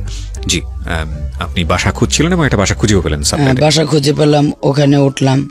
তারপরে আমার এখান থেকেই আমার জীবনের সংসার শুরু। জি, দ্বিতীয় সংসার। হ্যাঁ, দ্বিতীয় সংসার শুরু তো করতেছিলাম ভালোই। এর ভিতরে আমার 3 সালে আমার ছেলেটা হলো। ছেলেটা হওয়ার পরে ছেলেটা যখন একটু হাঁটে তখন আমার মানে সতীন যাকে বলে, ওনার আগের ওয়াইফ জানতে পারলো, এসে অনেক মারধর করলো, আমাকে করলো, আমার ছেলেকে করলো। আসছে বাসায় আপনার সাথে দেখা করতে? বাসায় আসছে, জানতে পারছে। আসলে উনি কোনো অসুস্থই ছিল না, উনি একদম সুস্থ ছিল। তো এসে কি কথা হলো, আপনি জানলেন কিভাবে সে একদম সুস্থ ছিল? জানলাম। আপনি আগেই জানতে পেরেছেন নাকি উনি আসার পরে জানতে? না, উনি আসার পরে জানতে পারছি। কি করছে উনি? উনি আসছে, বাসায় পুলিশ নিয়ে আসছে, মারামারি করছে, তারপরে ওনাকে কাগজ দেখানো হয়েছে, উনি সম্পূর্ণ সুস্থ। এটাই ওনার সমস্যা। উনি মেয়ে দেখলে বা করলে সেটা আসলে আপনারা আস্তে আস্তে জানতে পারবেন, আমি সামনে বলতেছি তাইলে বুঝতে পারবেন। তো উনি যখন ওনার ওয়াইফ মারধর করে ওনাকে নিয়ে গেল, এভাবে করে অনেক দিন গেল, তাই প্রায় 2-3 বছর ওনাকে নিয়ে যায়, মারে, উনি আবার আসে, ওনাকে ধরে নিয়ে যায়, মারে, আবার উনি আসে। এভাবে করতে করতে 2005 সালের দিকে আমি সাভার চলে যাই। কেন? এদিকে আমি কাছাকাছি থাকি, উনি ধরে ধরে আমাকে মারে বাসায় এসে। মানে ওনার ওয়াইফ মারে? হ্যাঁ, ধরে ধরে আমাকে মারে, আমার এই কোলের ছোট্ট বাবুটা ওকে মারে, মেয়েটাকে মারে না। আচ্ছা, ছেলেটাকেই মারে। ওর তখন বয়স কত? এই বর্ষা তখন ওকে বোঝার মতো বয়স হয়েছে? 3-4 বছর বয়স, স্কুলে যায় এরকম কোনো বয়স? হ্যাঁ, স্কুলে যায়। আচ্ছা, তাহলে আমি ওর কাছ থেকে একটু শুনতে চাই। বর্ষা, আপনার কি মনে আছে, আপনার মা যেটা বললো, এরকম কোনো মেমোরি কি আছে? হ্যাঁ, মনে আছে। কি মনে আছে? একবার যখন আমরা সাভারে চলে আসি, তখন ওইখানে একবার ঝামেলা করছিল উনি আইসা। মানে উনি জানতে পারে যে আমরা সাভারে আসছি। আচ্ছা, তখন এখানে আইসা মানে অনেক ঝামেলা করে আর কি। এটা অনেক পরের গল্প। আচ্ছা, তো আপনার মা যেটা বলছে যে আপনার মূলত ধর্ম বাবাই তো উনি, হাসান সাহেব, ওনার স্ত্রী এসে গায়ে হাত তুলতো, এবং এগুলো আপনি তাহলে ছোটবেলায় দেখেছেন? জি। তো আপনি জিজ্ঞেস করতেন আপনার মানকে যে এই লোকটা, এই ভদ্রমহিলাকে কোথা থেকে আসে বা কি অবস্থা? আপনি কি বুঝতেন ওই সময়? আপনি কি বুঝতেন বিষয়গুলো? না, তখন তো আস্তে আস্তে যখন ঢাকায় থাকতাম আর কি, মিরপুরে, তখন তো মাঝে মধ্যে আসতো, তো দেখতে দেখতে আর কি অভ্যস্ত হয়ে গেছি বলতে বুঝতে পারতাম আর কি। ঠিক আছে, আমি আপনার কাছে আবারও যাবো। জি, বলেন। তারপরে আমি যখন সাভার চলে যাই, সাভার গিয়ে তারপরে উনি ক্ষান্ত হয়নি। উনি আমার হাজবেন্ডকে বাসায় আটকে রেখে ওনার যত বাড়ি, স্থাবর অস্থাবর যা ছিল হ্যাঁ সব ওনাদের নামে লিখে নিছে। নিয়ে ওনাকে শুধু এক কাপড়ে বের করে দিছে, শুধু একটা লুঙ্গি আর একটা গেঞ্জি পরে, সমস্ত কাপড় যা ছিল সব রেখে দিছে। তা উনি আমাকে গিয়ে বললো যে আমি তো আজকে এক কাপড়ে চলে আসছি, তাহলে তুমি কি রাখবা? তুমি তো একসময় আমার অনেক সম্পদ দেখে আসছো। আমার যে আমি অনেক সম্পদ দেখে আসিনি, শুনছি আপনার সম্পদ আছে, বাট সেটা আমি ভোগ করিনি, চোখেও দেখিনি কখনো। হ্যাঁ, চোখেও দেখিনি, বাট সেটা ভোগও করিনি। আপনি আমাকে কখনো একটা বড় মাছও কিনে দেন নাই, বড় একটা মুরগিও এনে দেন নাই, শুধু আমার 4টা ডাল ভাত চাইছি, ওইভাবেই দিয়েছেন। 4টা ডাল ভাতই, 5 ভরি গহনও আমাকে দিয়ে দেন নাই। তো এখন যখন এক কাপড়ে আসছেন, তখন যেরকম আপনি আমার কাছে এখন আর সেরকম। এটা বলতে গিয়ে তখন আমিও যখন 2006 সালে আমি সাভার একটা দোকান নেই, ছোট্ট একটা চার দোকান, তখন আমি 1 টাকা কাপ রং চা বিক্রি করি। আপনি বিক্রি করতেন? হ্যাঁ। আচ্ছা। সাথে আমার হাজবেন্ডকে বসে রাখতাম। আমার হাজবেন্ডকে আমি এতই ভালোবাসতাম, উনি কোনো কাজ করলে আমার ভালো লাগতো না, যে এত কষ্টের কাজ। উনি তো এক সময় অনেক বিলাসিতা করছে, তো উনি চা বিক্রি করবে বা এরকম করবে, আমার কষ্ট লাগতো ওনার জন্য। উনি আপনার ওখানে থাকতো সাভারে? হ্যাঁ, আমার সাথে সাভার চলে গেল, এখানে সব লিখে দিয়ে। My goodness, what a life! একজন ফ্রিডম ফাইটার। এই জন্যই বোধহয় বলে যে ব্যক্তিগত জীবনের সাথে আসলে এই ধরনের কাজকে না জানানোই বোধহয় ভালো। কোটি কোটি টাকার মালিক কি নাই ভদ্রলোকের, সে এখন তারপরেও তো অ্যাটলিস্ট একটা জায়গা পেয়েছে সে, কারণ তার সেকেন্ড ওয়াইফ তাকে এতটা সাপোর্ট দিচ্ছে। At least he is a lucky. মানে ওই পর্যন্ত, গল্পের এই পর্যন্ত। তারপর কি হলো? চার দোকানটা আস্তে আস্তে বড় করে ফাস্টফুডের দোকান করলাম। তো এভাবে করতে করতে একদিন পেপারে এই একটা বিজ্ঞাপন দিল যে কাতারে লোক নেবে ইনস্ট্রাক্টর। আচ্ছা। তো উনি ইন্টারভিউ দিল, দেওয়ার পরে রোববার দিনই এটা রেজাল্ট আসলো, ভয়েস সেলের থেকে নিবে আর কি। উনি তো সরকারিভাবে চান্স পাইল। পরে আমার হাজবেন্ডকে পাঠাইলাম, 2007 সালের প্রথম দিক দিয়ে উনি গেল। পরে উনি 2007 সালেই আবার উনি ছুটিতে আসছে। এদিকে দোকানপাট যা ছিল ওগুলো বিক্রি করে বোনের কাছে টাকা নিয়ে ওনাকে পাঠাইছে। 2007 সালে উনি আসলো। আসার পরে সাভারে এট এ টাইম 2টা বাড়ি কিনি। এট এ টাইম 2টো বাড়ি কিনেন? হ্যাঁ। আচ্ছা। এট এ টাইম 2টা বাড়ি কিনে। কত সালে কিনেন? 2007-এ গেল। কত সালে কিনলেন বাড়ি? 2007-ই। 1 বছরের মধ্যে এত ডেভেলপমেন্ট কিভাবে আসলো? উনি ওখানে যে ইনস্ট্রাক্টর গেছে, হ্যাঁ, 2.5 লক্ষ টাকা বেতন। ও মাই গড। ওকে ওকে। এই 2.5 লক্ষ টাকা বেতনের উপরে ওনাকে ওই দেশের এই এনজিওতে ওনাকে একটা লোন দেয়। সেই লোন পায় প্রায় বাংলা টাকার 49 লক্ষ না 50 লক্ষ টাকা। ওই টাকাগুলো দিয়ে আইসা এখানে 4.25% একটা জায়গা আর 5.5% একটা জায়গা কিনি সাভারে 3 নম্বর ওয়ার্ডে। পরে জায়গা কিনে উনি চলে গেল, রেজিস্ট্রেশন করে দিয়ে উনি 1 মাসের ভিতরে চলে গেল। না, ওই যাওয়ার আগেই যখন উনি আসলো তখন আমার ওই ওয়াইফ, যেদিন আমি বাড়িটা মিলাদ দিব সেদিন ওনার ওয়াইফ এসে অনেক মারধর, একটু আগে মেয়ে যেটা বললো আর কি, অনেক মারধর করলো আমাকে, মারধর করলো, ওই বাড়ি করবে না। পরে উনি ওনার বাড়িতে বলল যে এভাবে তো ইরানি এসে এভাবে মারধর করে, এখন বিদেশ থেকে আসছি এখনো মারধর করে, তো এখন কি করব। তো ওনার বড় দুলাভাই তখন বাচ্চা ছিল, তখন ওর বড় দুলাভাই বলল যে এখন যদি তুই না করিস, 2 নৌকায় পাড়া দিস না, তোর যাকে ভালো লাগে তাকে রাখ আর যাকে ভালো না লাগে তাকে ছেড়ে দে। আর যদি আবিদের মাকে ছেড়ে দিস তাহলে আবিদের মাকে আমার কাছে দিয়ে যাস, আমি পালু। আর ইরানির যদি ছেড়ে দিস তাহলে তো আমাদের কোনো কথাই নেই, ওনাদের সাথে ওনাদের পরিবারে ওনাকে দেখতে পারতো না। তো এটা বলার পরে উনি বাড়িতে গেল গা, ওই দিনে গিয়ে ডিসিশন নিল, বাড়িতে কথা টথা বলে এসে আগের ওয়াইফকে ছেড়ে দিল। দিয়ে উনি ওই 1 সপ্তাহের ভিতরেই আবার চলে গেল কাতারে।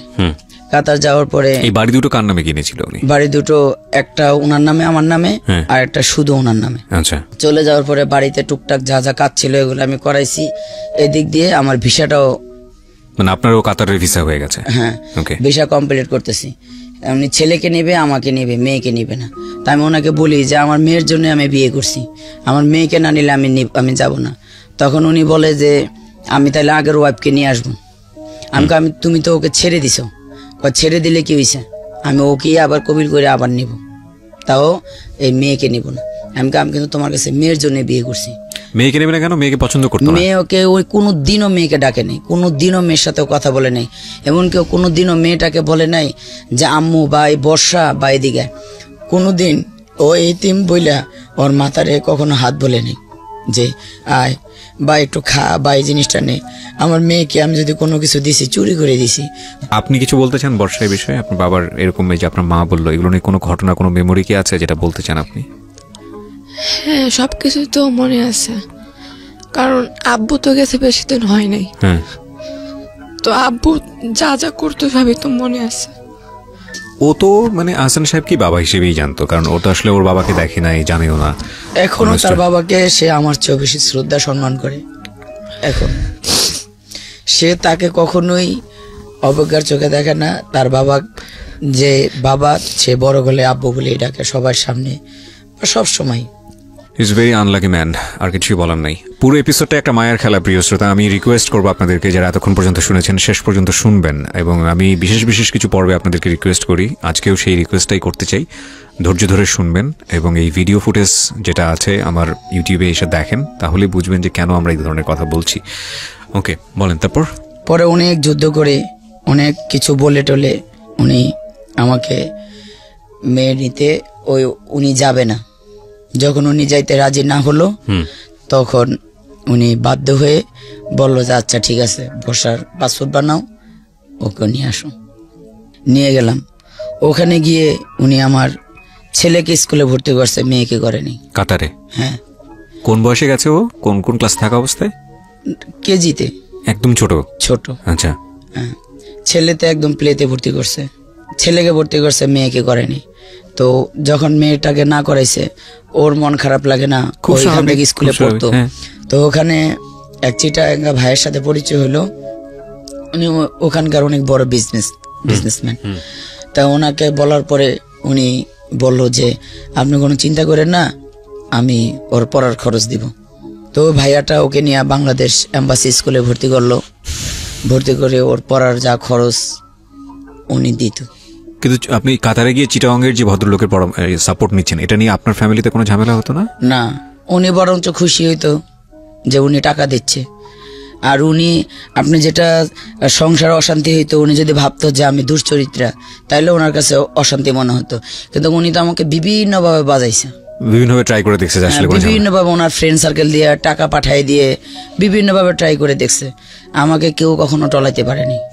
কোরআন শরীফ শপথ করছি সেটা না, এমনিতেও আমাকে কেউ টলাতে পারেনি। পরে এভাবে করতে করতে কিছুদিন আমি ঘরে থাকার পরে আমি বললাম যে আমার এভাবে ভালো লাগে না, আমার একটা চাকরি বাকরি ধরাই দাও, বাসায় কাজ হোক, যে কাজ হোক। পরে বললো যে কি কাজ করবা? পরে আমি বললাম দেখো কি কাজ করা যায়।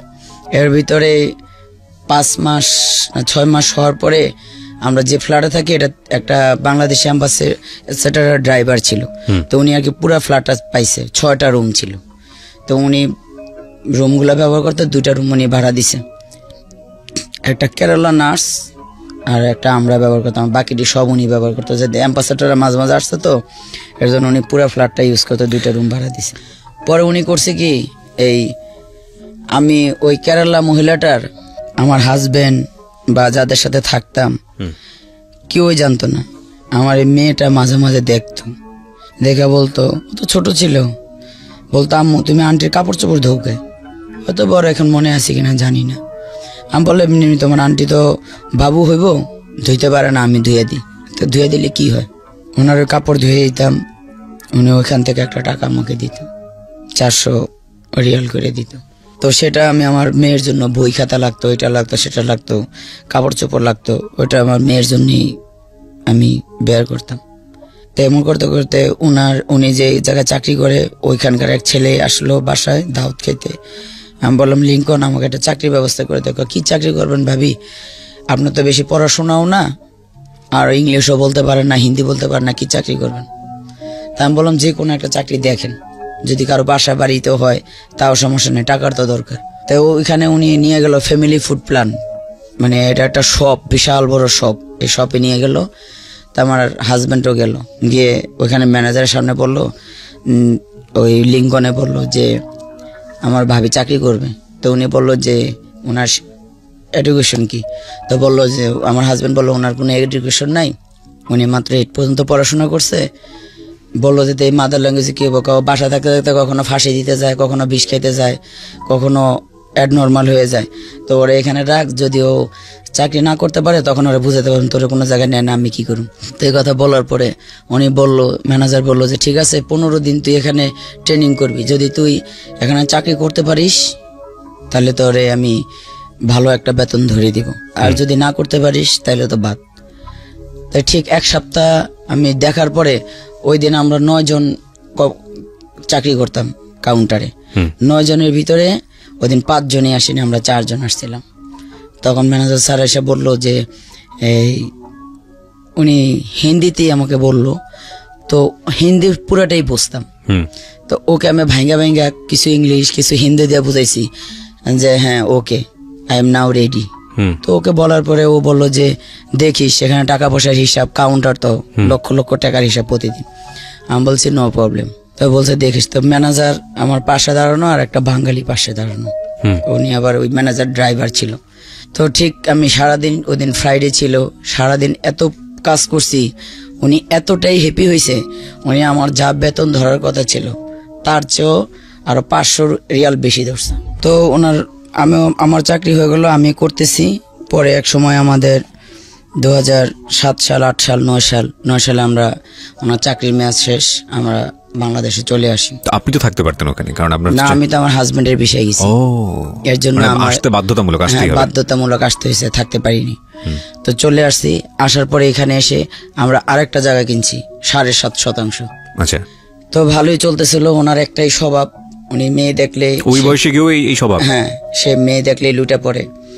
এর নিয়ে ঘরে প্রতিদিনই অশান্তি, এই বিচার ও বিচার করে। যতই ওনাকে বুঝায়, ওই তালগাছ ভর ওনার কাছে রাত্রে বুঝায়, সকালে উনি সেই মেয়েদের পিছে দৌড়ায়। এমন করতে করতে উনি সেই জাহাঙ্গীরনগরের বাড়ি বিক্রি করলো। তারপরে 3 নম্বর ওয়ার্ডে মুক্তা কমিশনারের বাসার সামনে যে বাড়ি 5.5% সেগুলো, এই 2টা আমার নামে ছিল, এই 2টা আমাকে দিয়ে আগে বিক্রি করলো। আপনি রাজি হলেন? কারণ আমি রাজি হলাম। হাজব্যান্ড বিভিন্নভাবে বুঝায়।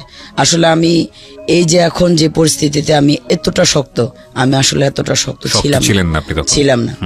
তো উনি করলো কি, 2016 সালে উনি একটা বাড়ি কিনবে, সিআরপির গেটে 4 তলা বাড়ি। এই বাড়িটা বিক্রি করে আমরা সেই বাড়িটা বায়না করছি। ওইটা যখন বায়না করি 16 সালে, তখনই আমি অনেক অসুস্থ। হঠাৎ করে আমি বিছানায় পড়ে যাই কোমর ব্যথায়। আচ্ছা। যখন কোমর ব্যথায় বিছানায় পড়ে যাই, 3 মাস বিছানায়। একদিন এত অসুস্থ হয়ে পড়ছি, উনি আমাকে ডাক্তারের কাছে নেয়ই না। পরে একদিন যখন একদম বাথরুম থেকে উঠে আসতে পারতেছিলাম না, মেয়ে ছেলে ওর বাবা মিলে উঠাই না, আমাকে এনাম ক্লিনিকে নিয়ে যায়। ওখানে অর্থোপেডিক ডাক্তার দেখায়। অর্থোপেডিক ডাক্তার সব টেস্ট করে বলে যে ওনার কোনো অর্থোপেডিক কোনো সমস্যা নাই, ওনাকে একটা গাইনি ডাক্তার দেখান। গাইনি ডাক্তার স্বাভাবিক টেস্ট না করেই ধরেই উনি বলছে যে মেবি ওনার ক্যান্সার হয়েছে। মানে কোনো টেস্ট মেস্ট না করেই একদম গাইনি ডাক্তার একদম প্রথমেই বলছে যে 100% না, আমি 99% শিওর যে ক্যান্সার। কেন? উনি কি সিমটমে বলছে আমি বলতে পারি না। আচ্ছা। উনি ডাক্তারি ভাষায় ওনার ভাষায় বলছে। আচ্ছা। ঠিক উনি আমাকে বায়োপসি করতে দিল, যে কথা সেই কাজ, আমার ক্যান্সার ধরা পড়লো। মানে প্রথম টেস্টই ধরা পড়লো? হ্যাঁ, প্রথম টেস্টেই সাভার এনাম ক্লিনিকে আমার ক্যান্সার ধরা পড়লো। তা অনেকে বলে এনাম ক্লিনিকের রিপোর্ট ভালো না, এর জন্য আমি চলে গেলাম আবার ক্যান্সার হসপিটালে। আচ্ছা। ওখানে গিয়েও সেই রিপোর্ট করালাম, সেই একই রিপোর্ট, ক্যান্সার সেকেন্ড স্টেপে চলে আসছে। কত সালে ধরা পড়লো এটা? কত সালে? এই 17 সালের প্রথম দিকে, মানে 16 সাল থেকে অসুস্থ, 17 সালে প্রথম দিকে ধরা পড়লো। কোথায় ক্যান্সারটা? জরায়ুর আউটসাইডে, সেকেন্ড স্টেজে। হ্যাঁ। এর ভিতরে আমার হাজবেন্ড আজকে 15 দিন আসে না, কালকে 10 দিন আসে না, পরশু দিনে 3 দিন আসে না। কই যায়? বাড়িতে যায় কেন? জমি জমানের ভাইদের সাথে গ্যাঞ্জাম আছে। হঠাৎ করে ছেলে আর মেয়ে বলতেছে কি, আব্বুর আজকে পিছে পিছে ধরবো। আব্বু কই যায়? এই ঘটনাটা আপনার মেয়ে তো বলতে পারবে, যেহেতু ওরাই ফলো করার কথা বাবাকে। হ্যাঁ, ওরাই ফলো করে। কি হয়েছিল একটু বলেন তো আমাকে বর্ষা। আব্বু হচ্ছে ভাই আম্মুকে ফোন দিছিল যে আবিদের সাথে দেখা করবে। তারপরে হচ্ছে আবিদের তো ফোন ছিল না, পরে আম্মুর ফোন নিয়ে আমরা স্ট্যান্ডে গেছি আব্বুর সাথে দেখা করার জন্য। পরে আব্বু আর কি জানতো না যে আমি যাব। আমি আবার আম্মুরে বললাম যে আম্মু আর কি একটু সন্দেহ করতো আব্বুকে। আম্মু মাঝে মধ্যে বলতো। তাই আমি আবার আম্মুরে বললাম যে আম্মু, কয়দিন পরে তো ঈদ, তো যদি আব্বুর যদি কিছু দেখা করা থাকে বা ইয়া হয়, যদি কিছু হয়ে থাকে তাহলে আজকেই যাবে মনে হয়, কারণ এত রাত্রে তো গ্রামে যাওয়ার কথা না। পরে বলে যে আচ্ছা ঠিক আছে তাহলে যাও। আম্মু যাইতে দিতে চাইনি প্রথমে। আচ্ছা। পরে আম্মুর ফোন নিয়ে পরে আমরা বের হই। আমি আর কি ওনা ভালোভাবে মুখ টুক বাইধা পরে যাই। প্রথমে আবিদের সাথে, মানে আমার ভাইয়ের সাথে দেখা করে আব্বু কথাবার্তা বলে। পরে স্ট্যান্ডে একটা মসজিদ আছে, সেই মসজিদে আর কি আব্বু ঈশার নামাজটা পড়ে। পরে হচ্ছে আব্বু বের হয়, আব্বু বের হয়, আমরা বাহিরেই আর কি দূরে দাঁড়ায় থাকি আব্বুকে দেখার জন্য। পরে আব্বুর পিছনে পিছনে যাই, আব্বু মুরগি কিনছে, মানে বাজার টাজার করছে। তখন হচ্ছে আরো বেশি সন্দেহ লাগলো, যেহেতু বাসার থেকে ফোনই বলে দিছে সে বাসায় যাবে না, আর গ্রামে গেলে তার এখান থেকে বাজার করে নেওয়ার কথা না। তারপরে হচ্ছে আব্বু কি করলো, বাজার টাজার করে একটু ওইখানে একটু ঘুরলো, ফোনে কথা বললো। পরে রোড পার হয়েছে, মজিদপুরের ওদিকে আর কি রোড পার হয়েছে। রিক্সাতে উঠে আব্বু চলে যেতেছে, আর আমরা রিক্সা পাইনি, অটো রিক্সা ছিল তো, রিক্সা পাই নাই, তাই আর আমরা রিক্সাও নেই। তারপরে আব্বুর অটো রিক্সার পিছনে পিছনে দৌড়াইতে আমি আর আমার ভাই গেছি। যাইতে যাইতে হচ্ছে উনি মাঝপথে আবার রিক্সা থামাইছিল, দুধ কলা টলা এগুলো কিনছে। তারপরে আমরা আবার দৌড়াইতে অনেক দূর, মানে সেই জায়গাটা আমরা চিনি না আর কি, কখনো যাইনি। তো সেইখানে গেছি, যাওয়ার পরে আব্বু একটা গলি, অনেক বিশাল বড় একটা গলি, অন্ধকার আর কি, ওইখানে আব্বু ঢুকছে, আমরা ফলো করছি। তখন আম্মুকে ফোন দিছি যে আম্মু তুমি মানে যারা আর কি আব্বুর বিচার করতো সবসময় আম্মুর দোষ দিত, কেউ আব্বুর দোষ দিত না। তাই আমরা আম্মুকে ফোন দিছি যে আম্মু তোমরা সবাইকে নিয়ে দরকার যারা আশেপাশে আসে তাদেরকে নিয়ে আসো, কারণ প্রমাণ তো এখন এরকম তো প্রমাণ পাওয়া যাবে না। তারপরে হচ্ছে আম্মুকে ফোন দিছে, আম্মু আসতে না আসতে আব্বু কি করছে বুঝে গেছে, মানে ওই মহিলাটা বুঝে গেছে যে আমরা আসছি। কারণ আব্বু যখন ভিতরে ঢুকে তখন ওই যে বাসায় ঢুকে সেই বাসায় গেটে ওই মহিলাটা দাঁড়ায় ছিল, আমাদের দেখছে, নিশ্চয়ই মহিলাটা আমাদের চিনতো, তাই ওনার সন্দেহ হয়েছে, পরে আব্বুকে বলছে। তো আম্মুর আসতে আসতেই আব্বু চলে গেছে, মানে মহিলাও নেই আব্বুও নেই। পরে খুঁজতে খুঁজতে এখন আব্বু যেহেতু এ বাসায় আসছে নিশ্চয়ই কিছু না কিছু আছে, এখন কেউ কিছুই বলে না। তো কথা বলতে বলতে চিলাচিলি করতে করতে তখন ওই মহিলাটা বের হয়। বের হওয়ার পরে যেহেতু আমি আব্বু বলেই জানি আমার অধিকারটা সব থেকে বেশি, কারণ আমি তার প্রথম সন্তান ধরতে গেলে, তো আমি মানে ওনাকে বলি রাগের মাথায়, আমি তার সন্তান অনেক কিছুই বলতে পারি। আমি বলছি আপনি কিভাবে আসলেন, কি কারণে আসলেন, সব জানি না শুনে কিভাবে আসলেন, আপনি কি জানেন না তার 2টা সন্তান আছে, তার সংসার আছে? বলে তার তো 2টা সন্তান নেই, তার তো একটা সন্তান, তুই কথা বলিস কেন? না আমাকে বললো তুই তো তার কিছুই না। তখন তো সেখানে আমার কিছু বলার থাকে না। তারপর আমি বললাম যে মানে, পরে বলে আমি সব জানি না শুনেই আসছি, কিছু না জানি না আসিনি। তো আমরা ওই পর্যায়ে চলে আসি, কারণ তখন তো আমাদের কিছু বলার থাকে না। এখানে বাসার বাড়িওয়ালাও বলছে যে উনি ওনাকে বিয়ে করেই এই বাসা ভাড়া নিছে, এখানে তো আপনার এখানে কোনো কিছু বলার থাকে না আমাদের কাছে। ওনার তার মানে আপনারা জানতে পারলেন যে উনি আরেকটা বিয়ে করেছে? উনি বলছে আমি সব জানি আসছি, আপনার যে ক্যান্সার ধরা পড়ছে তারপরে এর জন্যই বিয়ে করছে। ক্যান্সার ধরা পড়ছে এই কারণে বিয়ে করেছে। এটা 2017 সালের গল্প। আচ্ছা, তারপর কি হলো আপনার কাছ থেকে শুনি আলেয়া জি। পরে উনি আমাকে রাখবেই না, আমি গেলাম আমাদের এলাকার মুক্তা কমিশনারের কাছে বিচার দিলাম, এলাকার সবার কাছে বিচার দিলাম। ওখানে বিচার হলো, সব বিচারে বসে বললাম যে সমস্যা কি। উনি আমার কোনো দোষ দিতে পারলো না, আমি ওনার একটাই দোষ দিছি, ওনার মেয়েলি স্বভাব আছে। তো উনি বলল যে না আমার কোনো মেয়েলি স্বভাব নেই। তাই বললো যে কি স্বভাব নেই বলতে পারেন। তারপরে ওনারে আমি সমস্ত উনি কমিশনার বলল আপনার কথার সাথে প্রমাণ দিতে হবে। তাই আমি বললাম যে সবচেয়ে বড় প্রমাণ এই এলাকার বিশিষ্ট মানে গণ্যমান্য লোক সুলতান গাজী, সে একটা প্রমাণ, তার ছেলে বড় প্রমাণ, আমার বাড়ির ভাড়াটা বড় প্রমাণ। পরে বললো যে আপনার কাজের মানুষ সুলতান গাজী বললো হ্যাঁ, একটা মেয়ে, আমি ওনাকে বারবার বলছি মেয়েটার সাথে মিশতে না, উনি অনেকবার গেছে। এবং এই মেয়েটার কোনোদিনই কোনো বাড়ি গাড়ি টাকা পয়সা চাওয়া পাওয়া ছিল না, শুধু আর স্বামীর ভালোবাসাটুক চাওয়া পাওয়া ছিল। এই ভদ্রলোক কখনোই এই মেয়েটাকে দেয়নি। তো উনি বিচার টিচার সবই করলো, উনি বলল যে আমি এই স্ত্রী রাখবই না। আল্লাহ মাফ করুক, হেদায়েত দিক ওনাকে। ঠিক আছে, আমরা আর নাই বা বলি ওনার সম্পর্কে। এরপরে কি দাঁড়ালো, রেজাল্টটা কি দাঁড়ালো? তারপরে তো বিচার হলো, উনি আমাকে রাখবে না। তা কমিশনার বললো যে আচ্ছা ঠিক আছে, ওনার যে দাবি দাবা চাওয়া পাওয়া দিয়ে দেন। তা উনি বললো যে ওনার 80,000 টাকা কাবিন, এটা দিয়ে দেন। তা আমি বলছি আমার 80,000 টাকা তো কাবিন না, আমি বিদেশ গিয়ে ইনকাম করছি, আমার কিছু গহনা ছিল, সব মিলিয়ে জিলেই তো আমি ওইখানে 8,50,000 টাকা পাবো। তো কমিশনার প্রথম দিন বললো যে ওইটা বাদ, আপনি করেন লিখিত দেন। পরে লিখিত দিছি, ওইটা একযোগট হলো, বিচার হলো। কমিশনার বললো যে যা বাড়ি বিক্রি করছেন এর অর্ধেক টাকা আপনি নেবেন, ওনাকে রাখলেও দিবেন না রাখলেও দিবেন। উনি আমাকে 3 দিন পরে ডেকে বলে যে না এই বিচার হবে না, সামনে বিচার হবে, আপনাকে কোনো টাকা দেওয়া হবে না, শুধু আপনার কাবিনের টাকা নিয়ে যান, নাইলে আপনি উচ্চতরে যান, মানে কোর্ট করেন বা পুলিশের কাছে যান। কোর্ট করেন, পুলিশ করেন। পরে আমি ওনাকে রাগের মাথায় বলছি আপনাকে কয় লাখ টাকা ঘুষ দিছে, ঘুষ খেয়ে এটা বলতেছেন। আমি অবশ্যই আজকে আমার পাশে কেউ নাই, আপনি দাঁড়াইছিলেন, আজকে আপনি সরে গেলেন। পরে বিচারে হয়েছিল আমার ওই যে আমি যে চাকরি করছি সেই টাকাটা দিবে, আমার আদৌ সেই টাকাটা দেয়নি। পরে এই 16-17 সালের প্রথম দিক থেকেই আমি ক্যান্সারে ভুগতে আমার এক জায়গা থেকে 6 লক্ষ টাকা লোন করি এই ক্যান্সারের ট্রিটমেন্ট করার জন্য। হ্যাঁ, বলছে যে 9 লক্ষ টাকার বেশি লাগতে পারে, মেডিসিন, অপারেশন, তারপরে কেমো, থেরাপি মিলে ক্যান্সার হসপিটাল থেকে বলছে। তো আমি একটা সমিতির কাছ থেকে 6 লক্ষ টাকা লোন করি। এরা লোনটা এই কারণে দিছে, আমার লেনদেন আমি সবসময় করতাম, আমার ভালো বিদায় এরা লোনটা দিছে। কিন্তু এরা জানতো না যে আমার লোনটা ব্লক হয়ে যাবে।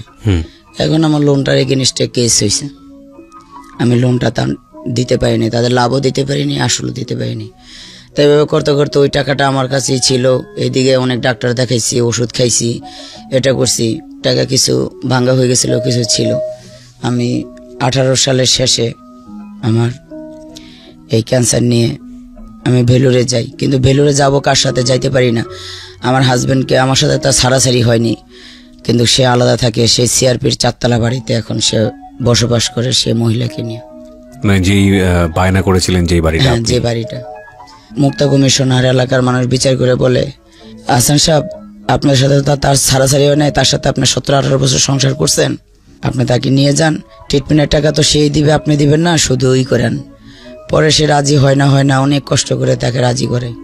করানোর পর তার ভিসা লাগাই আমি তাকে, সে প্লেন দিয়ে আমি নিয়ে যাই। সমস্ত টাকা আমার টাকা খরচে, আমি টাকা আমার কিছু বন্ধু বান্ধব দিছে, কিছু ভাই বোন দিছে, কিছু লোনের টাকা ছিল। ভেলুর যখন যাই, আমার ট্রিটমেন্ট যখন শুরু হয়, যখন আমার শরীরে একটা কেমো আর 4টা রেডিয়েশন দেয়, ঠিক সেদিন সে আমাকে বলল যে আমার বাথরুম ধরছে। আমি বললাম আমাকে তো এখন রেডিয়েশন দিবে, আমি একটু বাথরুম থেকে আসি, তারপর তুমি যাই। এ কথা বলে আমি বাথরুমতে আসলাম। পরে সে ব্যাগটা আমাকে দিয়ে দিল। দিয়ে দেওয়ার পরে সে আমাকে সেই রেডিয়েশন রুমে রাইখা সে পালাইয়া ঢাকা চলে আসে বাংলাদেশে। আমি সেই দেশে একা ট্রিটমেন্ট করি। ডাক্তাররা বলে যে ক্যান্সারের রোগীদের আমরা একা ট্রিটমেন্ট দিব না। আমি সেই ডাক্তারের পায়ে ধরে কি কান্না। ডাক্তার বলে যে না, কোনো ট্রিটমেন্ট দিব না, ক্যান্সারের রোগীরা কেমো দিলে যে কোনো সময় মারা যায়, দিবেই না। আমি অনেক কান্নাকাটি করলাম, সেই 2টা থেকে 5টা পর্যন্ত ডাক্তারের পাও আমি আর ছাড়লাম না, যে আমাকে ট্রিটমেন্ট না দিলে আমার 2টা বাচ্চা আছে, আমার বাচ্চা 2টার কেউ নাই। ওরা তো বাংলা বুঝে না, ওদের হিন্দি ইংলিশে। অনেক 5টা-6টা বাজে, তখন উনি বিভিন্ন ডাক্তারদের নিয়ে বোর্ড মিটিং বসে বলে যে ঠিক আছে এখন কি করা যায়। তো সেই 2টা থেকে কান্না শুরু করছে, কান্না থামাইতেছে না। পরে বললো যে ঠিক আছে, রেডিয়েশন তো তুমি একা একা এসে দিতে পারবা, কেমন দিন তুমি কাউকে রাইখো সিগনেচার দেওয়ার জন্য। আমি বলছি আচ্ছা।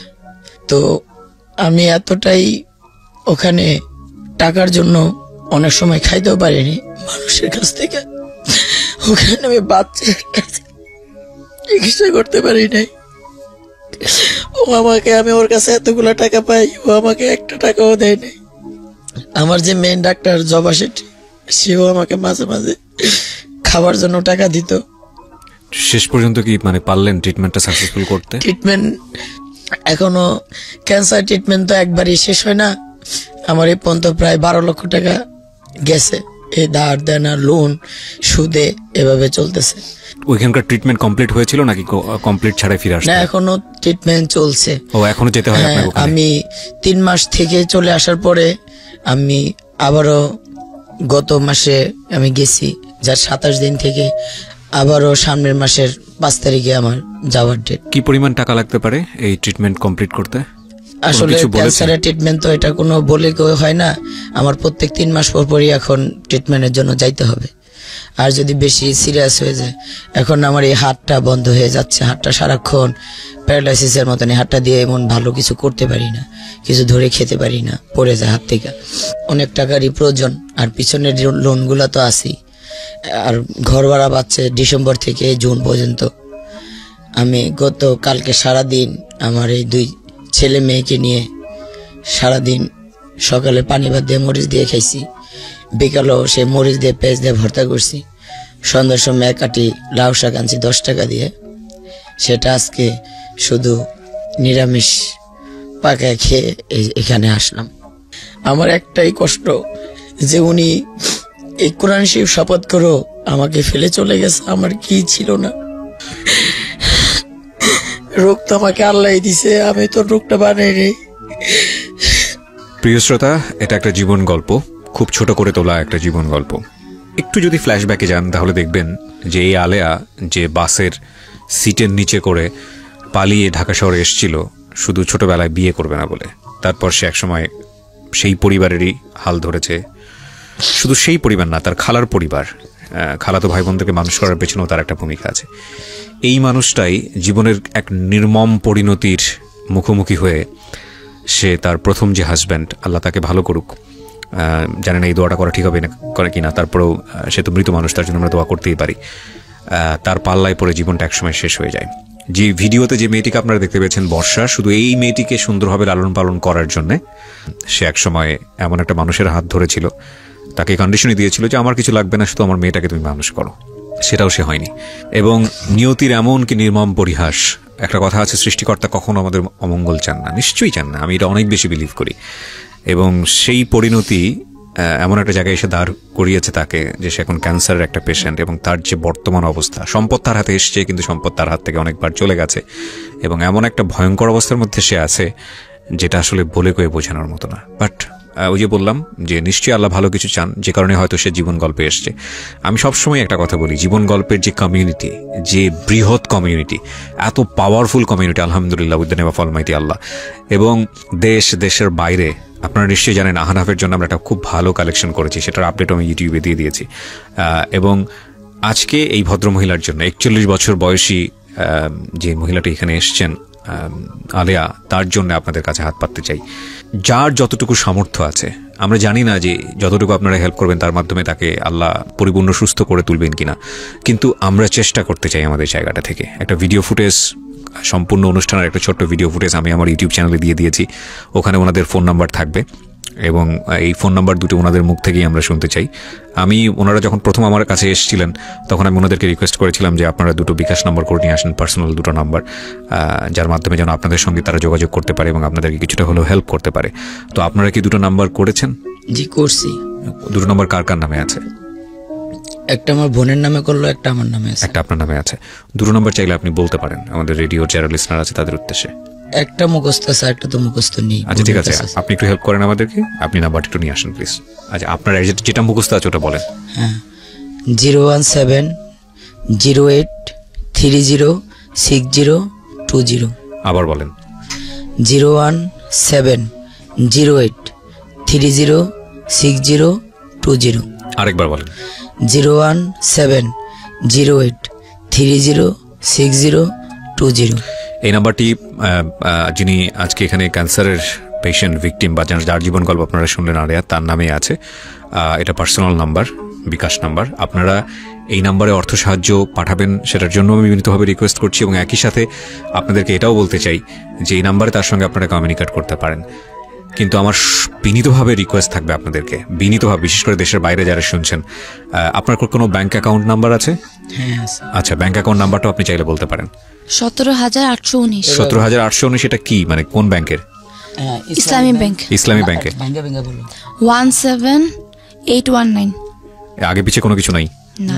আচ্ছা, তো আচ্ছা, ইসলামী ব্যাংকের 17819। ইসলামী ব্যাংক বাংলাদেশ লিমিটেড। আচ্ছা, একটা আপনারা বিকাশ নাম্বার পেলেন, একটা হচ্ছে আপনারা ব্যাংক অ্যাকাউন্ট নাম্বার পেলেন ইসলামী ব্যাংকের, আর আরেকটা আমি নাম্বারের কথা বলছিলাম সেটা সম্ভবত আপনার খালার নামে আছে।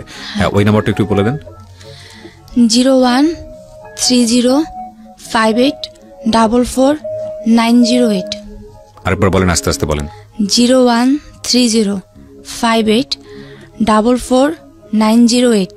আচ্ছা, এটাতে নগদ আর হচ্ছে বিকাশ দুইটাই করা। নগদ এবং বিকাশ দুটোই করা আছে। আজকে নগদ করা আছে, কালকে থেকে বিকাশ খুলবে। ওকে, এই দুটো ফোন নাম্বার এবং একই সাথে ওনাদের ব্যাংক অ্যাকাউন্ট নাম্বার, এই সব কিছুই আমি আমার ইউটিউবে দিয়ে দিব মেনশন করে। এবং শুধু এটা না, আমি এই যে আপনারা আজকে যারা এই গল্পটা শোনার পরে ওদেরকে হেল্প করবেন, আমি আপনাদেরকে কথা দিচ্ছি যে খুব শীঘ্রই ফলো আপটাও আমি একটা ভিডিও দিয়ে দিব আমার ইউটিউব চ্যানেলে। আমি ইউটিউব চ্যানেলটা মেনশন করছি, www.youtube.com/RJKibriya.fm।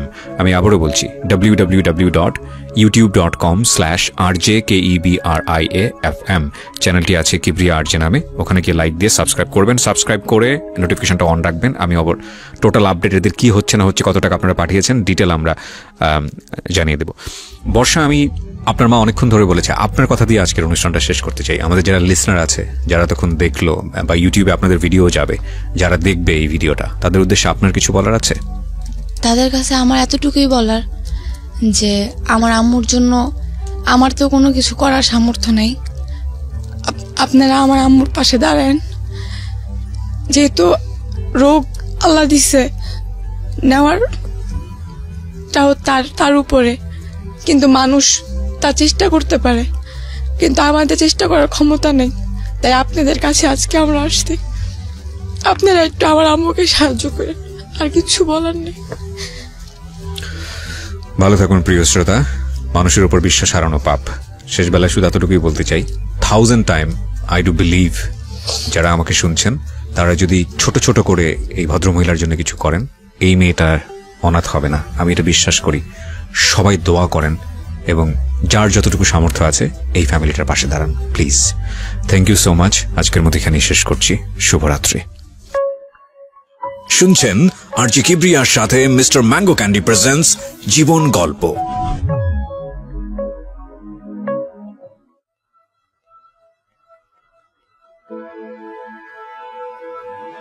Love, hate, challenge, motivation, lies, truth, impossible, virtue, morality, something beyond entertainment. Welcome to my stage of reality. Stay tuned. Sunday and Wednesday with me, Archie Kibriya, only on Dhaka FM 90.4.